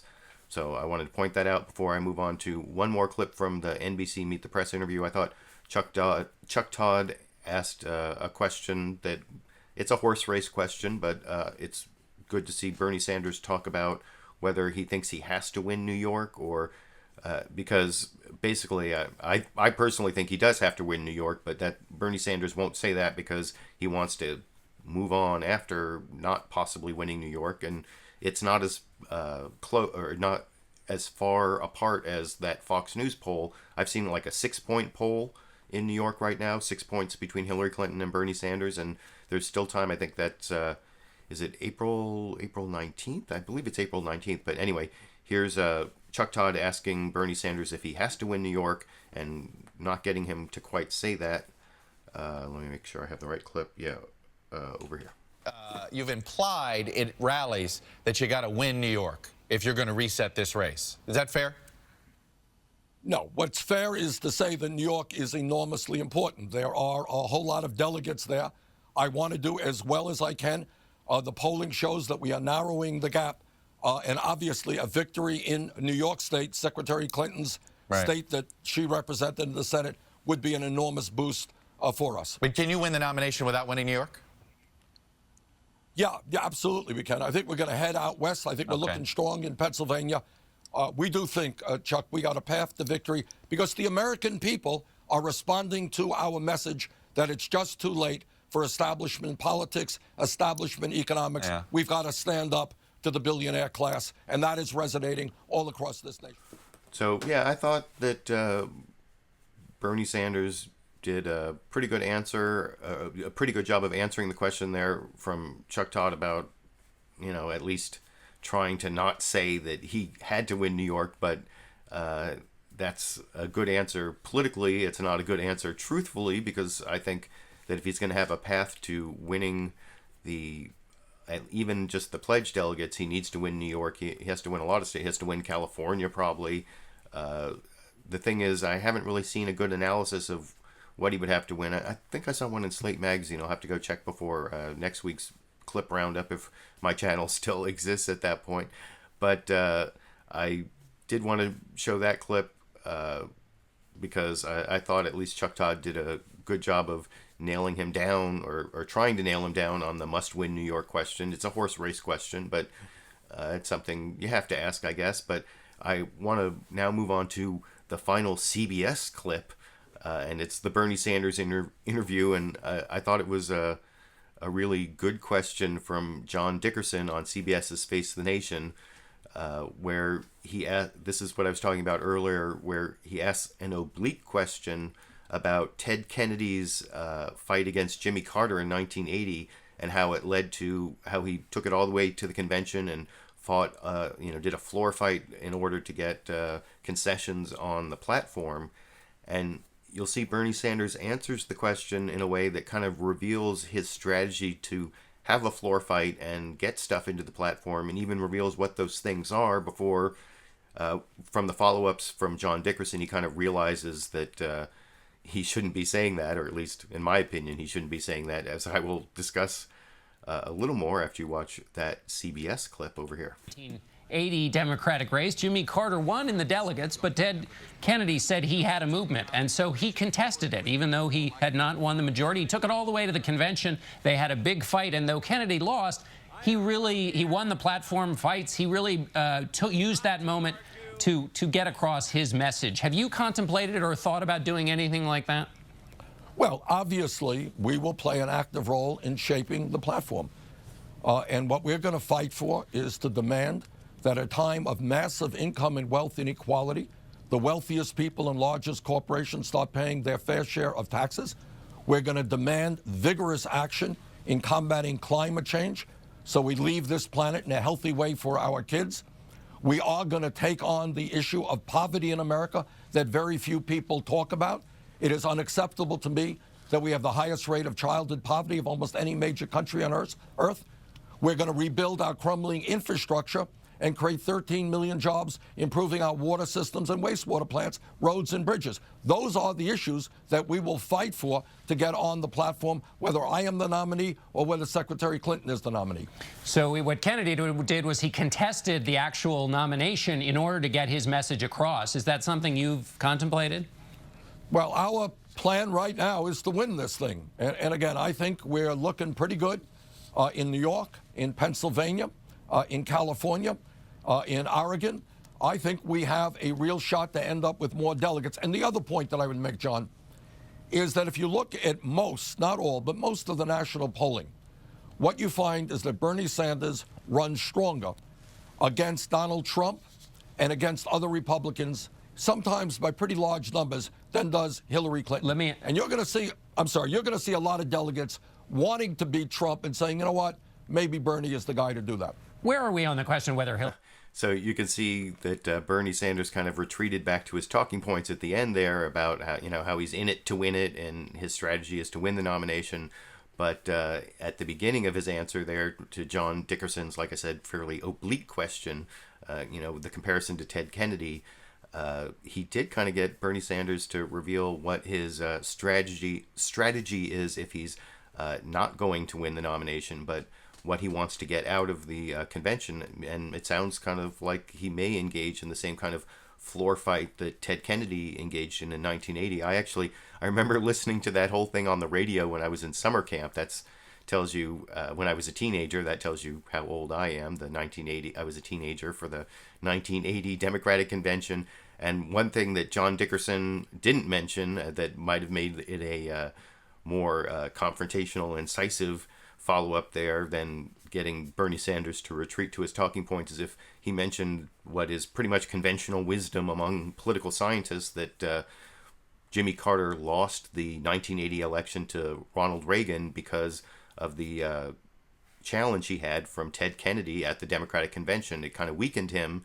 He was also weakened by the Iran hostage crisis, but the election was really close between Jimmy Carter and Ronald Reagan in 1980. It wasn't the landslide of 1984, so you could say anything could have shifted the balance. So maybe Ted Kennedy is his floor fight at the Democratic convention and his weakening of the incumbent president. Though Hillary Clinton isn't quite an incumbent, but it's possible Bernie Sanders could do the same thing, and John Dickerson and Bernie Sanders didn't really deal with that issue. But I thought it was a worthwhile clip to show, and I have one more clip of Bernie Sanders. This is from CNN State of the Union.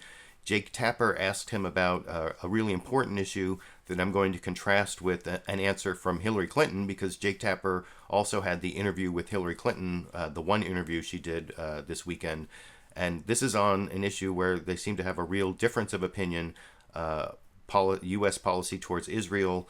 It looks like Hillary Clinton is is at least somewhat more pro-Israel than Bernie Sanders. And he brings up an important point, and you'll see Jake Tapper asks him about what may or may not have been a misstatement about the Gaza conflict, but then he brings up the issue of disproportionality, which is a really important concept in terms of war crimes and just war theory that they didn't really get into, but I will talk about a little more after I show that last clip of Bernie Sanders over here. Interview with the New York Daily News editorial board, you were asked about Israel. This famous interview with the New York Daily News. Well, yes. I'm not questioning how well you performed, but I do want to ask you about something you said in it, which is you said your recollection about the Israel-Gaza war was that over 10,000 innocent people were killed. Now, as you know... Wait a minute, did you read the whole transcript, Jake? I did. Yes. I read the entire transcript. What did I say in it? What I said is, am I right on that? I didn't know what the number was. You didn't know what the number was. Absolutely, I understand. And the gentleman there was the fellow who was conducting the meeting, said, let me check it. He Googled it up, and the number was, I think, 2,100. You know, it does amaze me. I have to, if I say to you, you ask me a question, and I say, well, you know, I think it's the number. What do you think? I'm not sure. And you come back and you say it's another number. I say, okay. Why is that a major production? I get it. But as you know, the number was much lower. Yes. I want to ask you about a reaction that Michael Oren had to what you said. Who is Mr. Michael Oren, the former ambassador of Israel to the United States, and now he's a politician in Israel. I see. And he is attacking me for a statement that I did not make. Well, he's attacking you not only about the number, he's attacking you for your take on what happened by the Israeli... All right, let's divide this. Forget the number part of it. Forget the number part of it. Let's forget the number. I mean, let us, you know, but the number is not forgotten, and it really does distress me. Was Israel's response disproportionate? I think it was. All right, Israel has a 100%, and no one will fight for that principle more strongly than I will, has the right to live in freedom, independently, and in security without having to be subjected to terrorist attacks.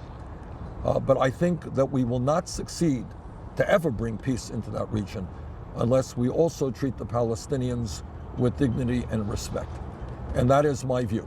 And it is interesting, you will permit me to say, that the first Jew in American history to win a delegate, much less a primary, is taking this position with Israel that is usually in American politics, and I'm not criticizing you for it, but is usually in this American politics, everyone just supports Israel, whatever Israel wants to do. You're taking a more critical position. I'm taking a more balanced position. You, balanced would be another interpretation of it. You didn't travel to AIPAC to give that speech. Well, that was a schedule. I would have given, I did want to go to AIPAC. It was just a question of having to campaign on the West Coast. But I gave that speech, and I spoke to the fellow who was organizing the meeting for AIPAC, apologized for not being there. But you take my point. Is it an only Nixon can go to China kind of thing, or? I don't look at it that way. Look, this is the way I see it, whether you're Jewish or not Jewish. I would hope that every person in this country wants to see the misery of never-ending war and conflict ended in the Middle East. It's a difficult issue, you know, and good people have tried to deal with it for years. All that I'm saying, as somebody who is absolutely pro-Israeli, absolutely 100% supports Israel's right to exist in peace and in security, I think that the only way we succeed is that if the United States plays a role, which says, of course we are going to support Israel, but you cannot ignore the needs of the Palestinian people. In Gaza right now, poverty, unemployment, their community has been decimated. You can't ignore that fact. And you can't just be only concerned about Israel's needs. You have to be concerned about the needs of all of the people in the region. Hillary Clinton was asked. So you'll notice there, at least the CNN Chiron emphasized Bernie Sanders' statement that the deaths that Israel caused in Gaza were disproportionate. And I think that's actually an important concept to explain. I think I've mentioned before, I have a undergraduate degree in history from an Ivy League university, which I'll just mention because it shows why I have experience and qualification to give fair use media criticism and political commentary. And my concentration when I studied history was actually military history, and one of the concepts in military history is just war theory.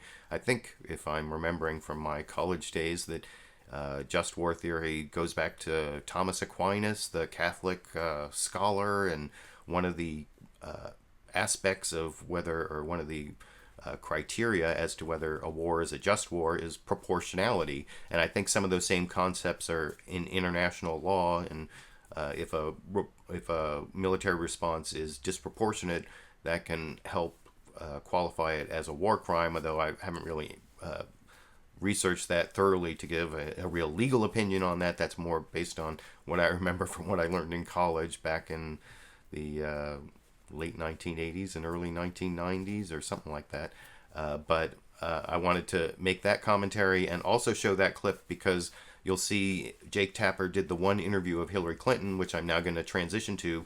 The third clip I'm going to show of Hillary Clinton is on that Israel-Palestinian policy and their differences, and you'll see Jake Tapper actually emphasizes the word disproportionality and gets a different response. Oh, I also wanted to mention, I like that, what was it? I guess Jake Tapper said only Nixon can go to China. I think it's more like only a Jewish Nixon can go to Palestine is what he should have said, but I wanted to make that last point on that last CNN clip before I move on to Jake Tapper's interview of Hillary Clinton. In this first clip, you'll see Jake Tapper mentions what Bernie Sanders said about having doubts about whether Hillary Clinton can be president, and tries to bait Hillary Clinton into doing more back and forth on this, and Hillary Clinton does not take the bait, as I will discuss a little more after you watch that 1-minute clip over here.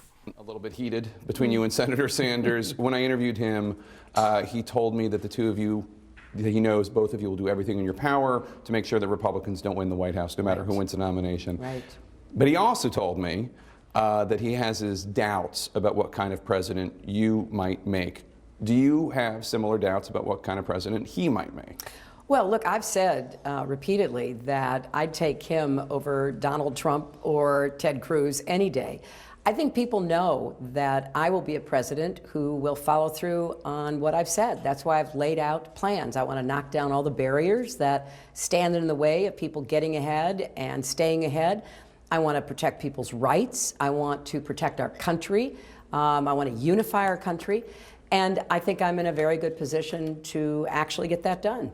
But do you have doubts about what kind of president he might be? No, I don't. I mean, I don't have anything negative to say about him. Your husband, there was an... She doesn't have anything negative to say about Bernie Sanders. Well, I don't think she's never had anything negative to say, but I think she has made some decision that apparently Bernie Sanders didn't make, that she's not going to take that bait. She, at least on this interview with Jake Tapper, she was not going to say anything negative about Bernie Sanders, even though I showed Bernie Sanders going like a couple times against her judgment, and then in the Jake Tapper interview talking about his doubts for her to be president. So I thought it was interesting that the two campaigns have both made different decisions, which is why I showed that clip. And then in this next clip, you'll see Jake Tapper ask Hillary Clinton about the so-called Black Lives Matter activists who confronted Bill Clinton. And I wanted to show it not just to show how CNN made that same mistake in the interview with Hillary Clinton, but also to show how Hillary Clinton has really gotten her talking points down on mass incarceration, you know, from the new Jim Crow, as I will discuss after I show that clip here. An interesting moment in Philadelphia. I'm sure your husband interrupted by some Black Lives Matter protesters. And he very passionately defended your use of super predator back in the 90s. And a word I know you've said that you regret using and that you wouldn't use again. But I want to just like more broadly ask you about what your husband said, because he did say something very interesting, which was there were a lot of people back then, African Americans, who were sending young African Americans to their deaths, and that was what was behind the term super predator, and those Black Lives Matter. What do you make of that whole debate? Well, I think what Bill said is that we should all be listening to each other, and I certainly have been listening. On the very first day of this campaign, I gave a speech about criminal justice reform and ending the era of mass incarceration.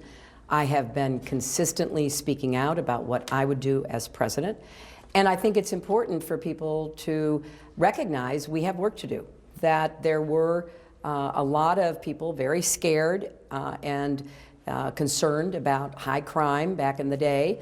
And now we've got to say, okay, we have to deal with the consequences. And one of the consequences is, in my view, over-incarceration of people who should not have been in the criminal justice system. They have an addiction problem, a mental health problem. They have committed a low-level offense, a nonviolent offense. So I want to divert people from the criminal justice system and from being incarcerated. And I want to do more if people are in corrections institutes to help them while they're there.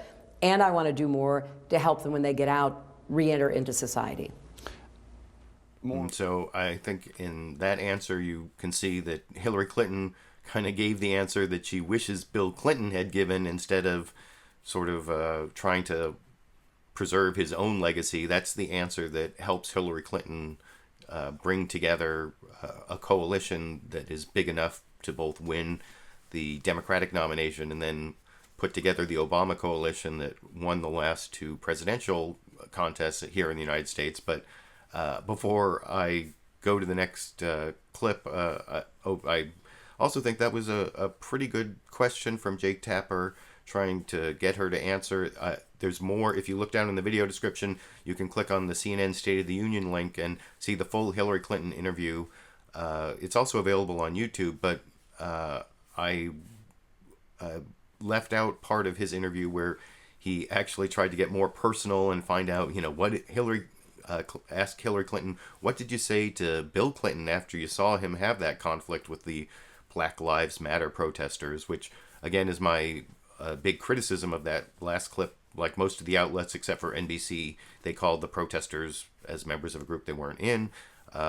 So now I want to get to the last clip from that Hillary Clinton interview, and this is Jake Tapper asking Hillary Clinton about what I showed Bernie Sanders saying in that previous clip on policy towards Israel and the Palestinians, and especially the word disproportionate, whether Israel's response to attacks that came out of Gaza were disproportionate.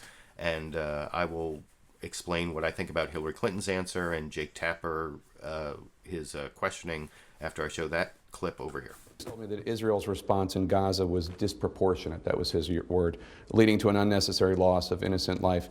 Now, you told The Atlantic in 2014 that, quote, Israel did what it had to do to respond to the attacks.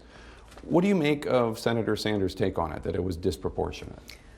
Well, he'll have to speak for himself, but... you don't agree, though? Well, I agree with what I said, which is when you are being attacked with rockets raining down on your people and your soldiers are under attack, you have to respond. And I think that what I learned when I negotiated the ceasefire between Israel and Hamas in 2012 is that Hamas provokes Israel.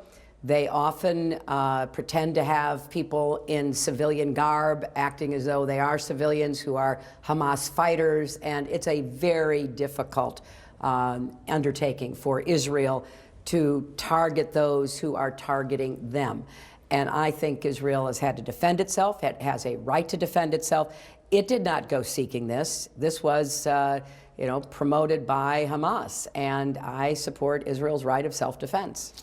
Jeff Weaver, Senator. Now, what's really remarkable about Hillary Clinton's answer there, and Jake Tapper never really followed up on it, is that she never really dealt with the word disproportionate. She talked about whether Israel has a right to defend itself, but that doesn't really answer the question as to whether it used force that was disproportionate to the threat.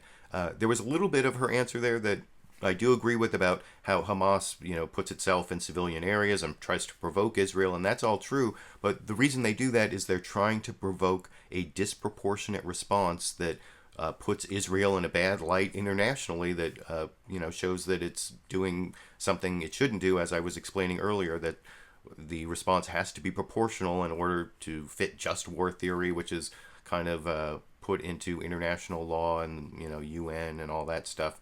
So I thought it was kind of remarkable that Hillary Clinton did not really deal with the issue of disproportionality in her answer, and at least Jake Tapper raised it, but he didn't really follow up on it. And before I leave the topic of the Democratic side of the presidential race, I don't have any more clips of Bernie Sanders or Hillary Clinton, But one thing Jake Tapper didn't ask, even if you watch the full interview from Jake Tapper by clicking on that link down in the video description, for some reason Jake Tapper did not really ask about the email scandal, and that was covered much more extensively in the first Fox News interview with President Obama since he took office, although Obama's been on several other Fox News programs, just I guess not Fox News Sunday, but that is apparently very important to Chris Wallace, as I'll show in some other clips. But here's what proves the rule, and even more so of what I was saying before about how Fox News can't do any story on the Democratic race or Hillary Clinton without mentioning the email scandal. Well, this interview wasn't really on the Democratic race. It was more assessing Obama's presidency, and I'm going to show a few clips of that part of the interview in just a minute. But this is the clip I wanted to show on the Democratic side of the presidential race, where I think President Obama gives a good look, or some clues at least, into what may happen on the email scandal, as I will discuss after you watch that clip from Chris Wallace's interview on Fox News Sunday this weekend here. That Hillary Clinton's private email server did not jeopardize national secrets. I can tell you that this is not a situation in which America's national security was endangered. Since then, we've learned that over 2,000 of her emails contained classified material. 22 of the emails had top secret information. Can you still say flatly that she did not jeopardize America's secrets? I've got to be careful because, as you know, there have been investigations, there are hearings, Congress is looking at this, and I haven't been sorting through each and every aspect of this. Here's what I know. Hillary Clinton was an outstanding Secretary of State. She would never intentionally put America in any kind of jeopardy. And what I also know, because I handle a lot of classified information, is that there's classified and then there's classified. There's stuff that is really top secret, and there's stuff that is being presented to the President or the Secretary of State that you might not want on the transom or going out over the wire, but is basically stuff that you could get in open source. But last October, you were prepared to say she hadn't jeopardized, and the question is, can you still say that? I continue to believe that she has not jeopardized America's national security. Now, what I've also said is that, and she's acknowledged, that there's a carelessness in terms of managing emails that she has owned and she recognizes. But I also think it is important to keep this in perspective. This is somebody who has served her country for 4 years as Secretary of State and did an outstanding job, and no one has suggested that in some ways, as a consequence of how she handled emails, that detracted from her excellent ability to carry out her duties. Mr. President, when you say what you've just said, when Josh Earnest said, as he did, your spokesman, in January, the information from the Justice Department is she's not a target, some people, I think, are worried whether or not the decision, whether or not how to handle the case, will be made on political grounds, not legal grounds. Can you guarantee to the American people, can you direct the Justice Department to say Hillary Clinton will be treated as the evidence goes, she will not be in any way protected? I can guarantee that. And I can guarantee that not because I give Attorney General Lynch a directive. That is institutionally how we have always operated. I do not talk to the Attorney General about pending investigations. I do not talk to FBI directors about pending investigations. We have a strict line and always have maintained it, previous presidents. Just to button this up. I guarantee it. I guarantee that there is no political influence in any investigation conducted by the Justice Department or the FBI, not just in this case, but in any case. And she will be full stop, period. And she will be treated no differently? Guaranteed. And Chris Wallace went on a little more after that, but basically, I guarantee it, full stop, period. That's all Obama said on that. But what I thought was really interesting about that answer, both that he was willing to comment on a pending investigation, which he got ripped by the Fox News panel later, and I'm not going to show clips of that. But one thing I heard Bob Woodward, of all people, kind of point out, just for a minute, no one really dealt with, was he said that President Obama said that Hillary Clinton did nothing intentional, and that's actually a requirement in the criminal law, to be charged with a crime under the statute that supposedly on Fox News they think Hillary Clinton's going to jail for, as they as Bill Maher made fun of in that clip I showed earlier, that that Fox News is going to jail, or that Fox News always thinks Hillary's going to jail. Well, apparently Chris Wallace at least gently tried to probe President Obama on that, and President Obama seems to think that there's not any kind of jeopardy here because there's nothing intentional. And what Bob Woodward said is that that seems to be what the line's going to be, that there's nothing intentional, and he actually mentioned that was part of the statute, and that's true. As a former criminal defense attorney, I looked at the statute that they're supposedly going after Hillary Clinton on, and you have to knowingly violate it. It can't be, there's not a negligence standard or careless standard, and of course Fox News almost buried that point in their panel discussion, and nobody was on Hillary Clinton's side. Even Bob Woodward wasn't, as you might expect. But I'm not going to show clips of that. I do want to show one more clip on the Democratic side here from Fox News. It's just something Chris Wallace said about why it is that you don't see many clips of the Democratic candidates on Fox News Sunday. Bernie Sanders was on, but apparently not Hillary Clinton yet, although she did do a different town hall meeting on Fox News, just not Fox News Sunday. But here's Chris Wallace bemoaning that fact, and also talking about how it's so historic President Obama was on his program over in this clip. It took us 8 years to get President Obama back on Fox News Sunday, ever since he was running in 2008. This year, we've sat down with every candidate except Hillary Clinton. We invite her on every week, and her campaign turns us down every week. But we'll keep trying. Now, this program note.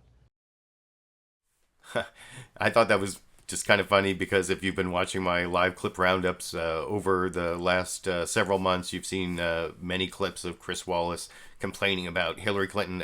There was a time when he was complaining that the campaign wouldn't even return their calls. So at least they started returning their calls, but apparently Hillary Clinton doesn't have any plans to go on Fox News Sunday in the near future.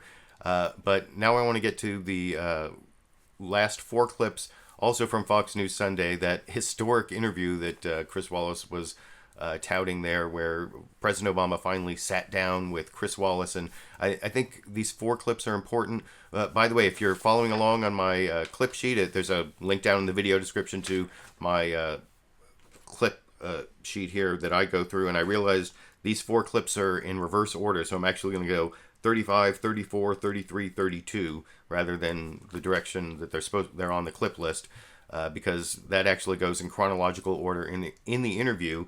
And I wanted to start off just with the introduction that Chris Wallace gave to this interview, again touting how long it's been since, or how long they've been trying to get President Obama on Fox News Sunday. But I think on the issue of the Supreme Court nomination, they gave him a little bit of leeway to make his point and this is just from a clip prior to the interview of him talking to students at the University of Chicago Law School, as you'll see Chris Wallace explain.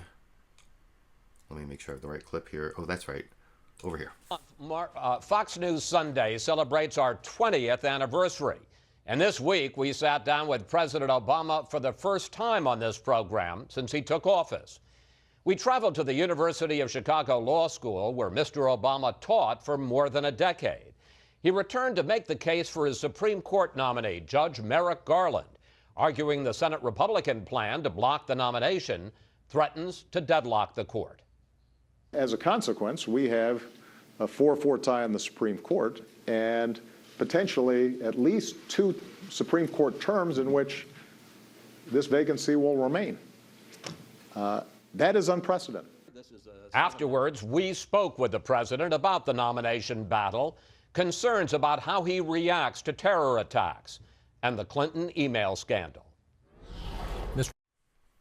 And I already showed the Clinton email scandal clip. I'm going to show those other clips, but like I said, I thought that was fair and balanced of Fox News to show a clip of President Obama making his case to the fresh-faced law students. And so that's why I wanted to show the introductory clip. And it also shows how Chris Wallace seems so proud that they finally got President Obama to be on Fox News Sunday, even though he's been on Fox News programs before.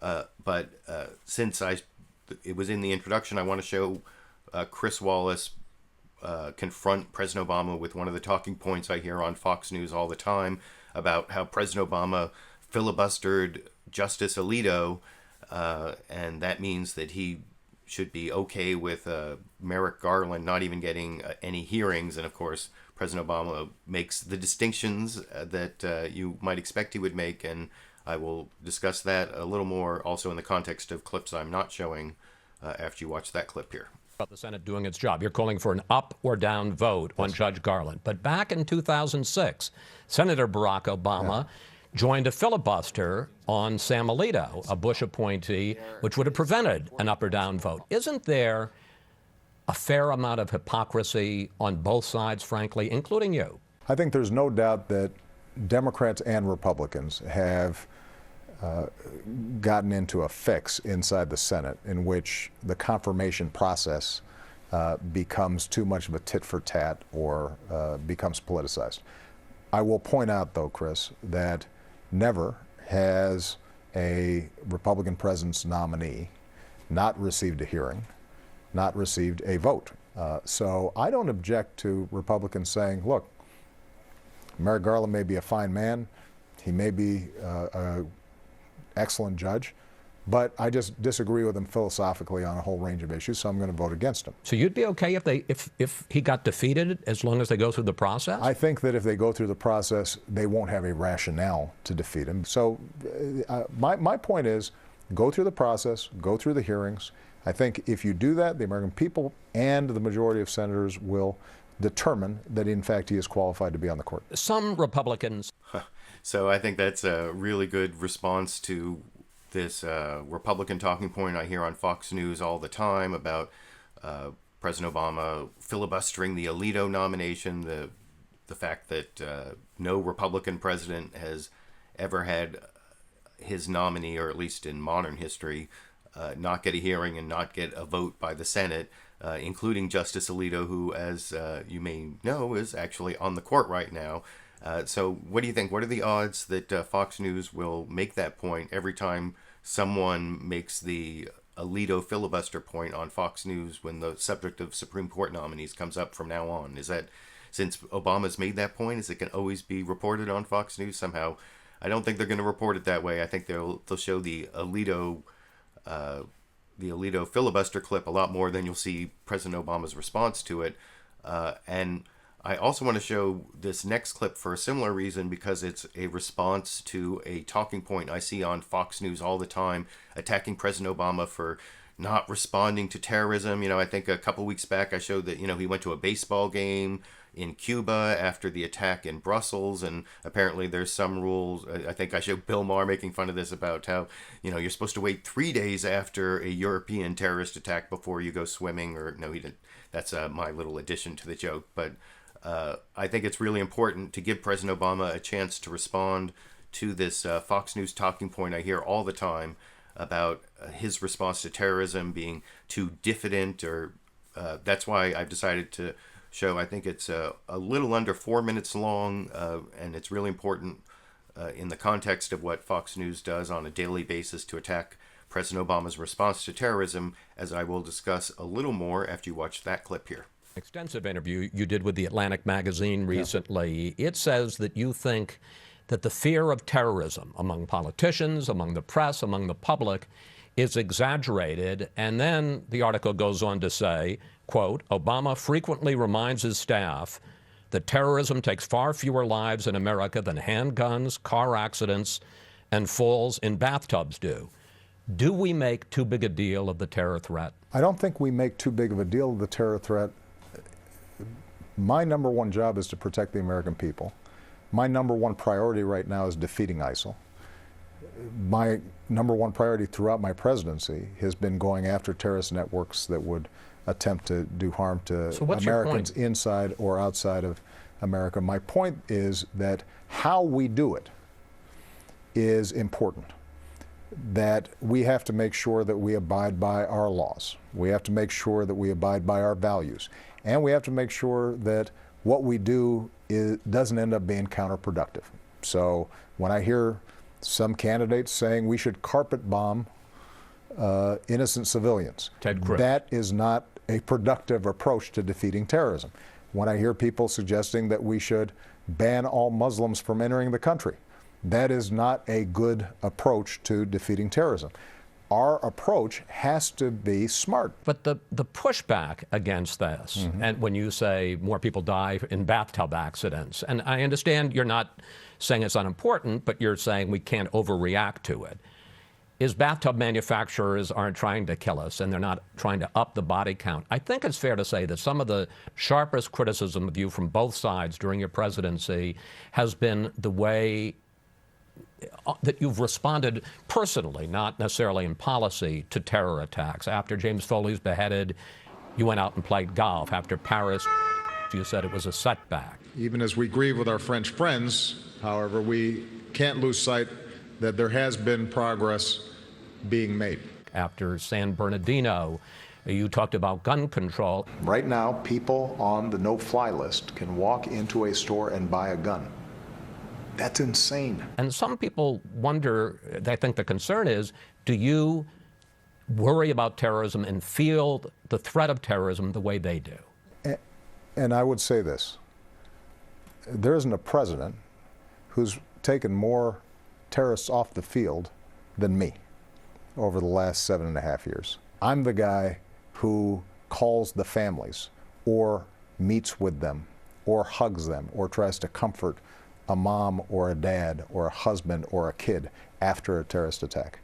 So let's be very clear about how much I prioritize this. This is my #1 job, so why is it and we have been doing it effectively. But so why do people sometimes think you're diffident? Well, I think part of it is that in the wake of terrorist attacks, it has been my view consistently that the job of the terrorists in their minds is to induce panic, induce fear, get societies to change who they are. And what I've tried to communicate is you can't change us. You can kill some of us, but we will hunt you down and we will get you. And in the meantime, just as we did in Boston after the marathon bombing, we're going to go to a ball game and do all the other things that make our life worthwhile, and you have nothing to offer.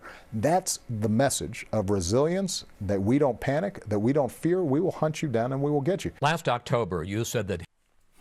So, like I said, I thought that was a good example of Chris Wallace on Fox News Sunday confronting President Obama with one of the weird Fox News realities that doesn't really match reality, that President Obama doesn't care about terrorism or that he's weak on terrorism. And I mean, his response to terrorism is at least reasonable, and it's something that he can support with logic. I mean, you may disagree, you may agree, but it's not that much different from a lot of other leaders and U.S. presidents of both parties that, you know, you have to have a, you know, stiff upper lip. That's what, you know, Winston Churchill or whatever, the response to Nazis, or, you know, and the bombing of London, and that it's trying to show confidence in the face of what's a small setback in the big war against terrorism, or whatever leaders are supposed to say to the people to keep up morale. And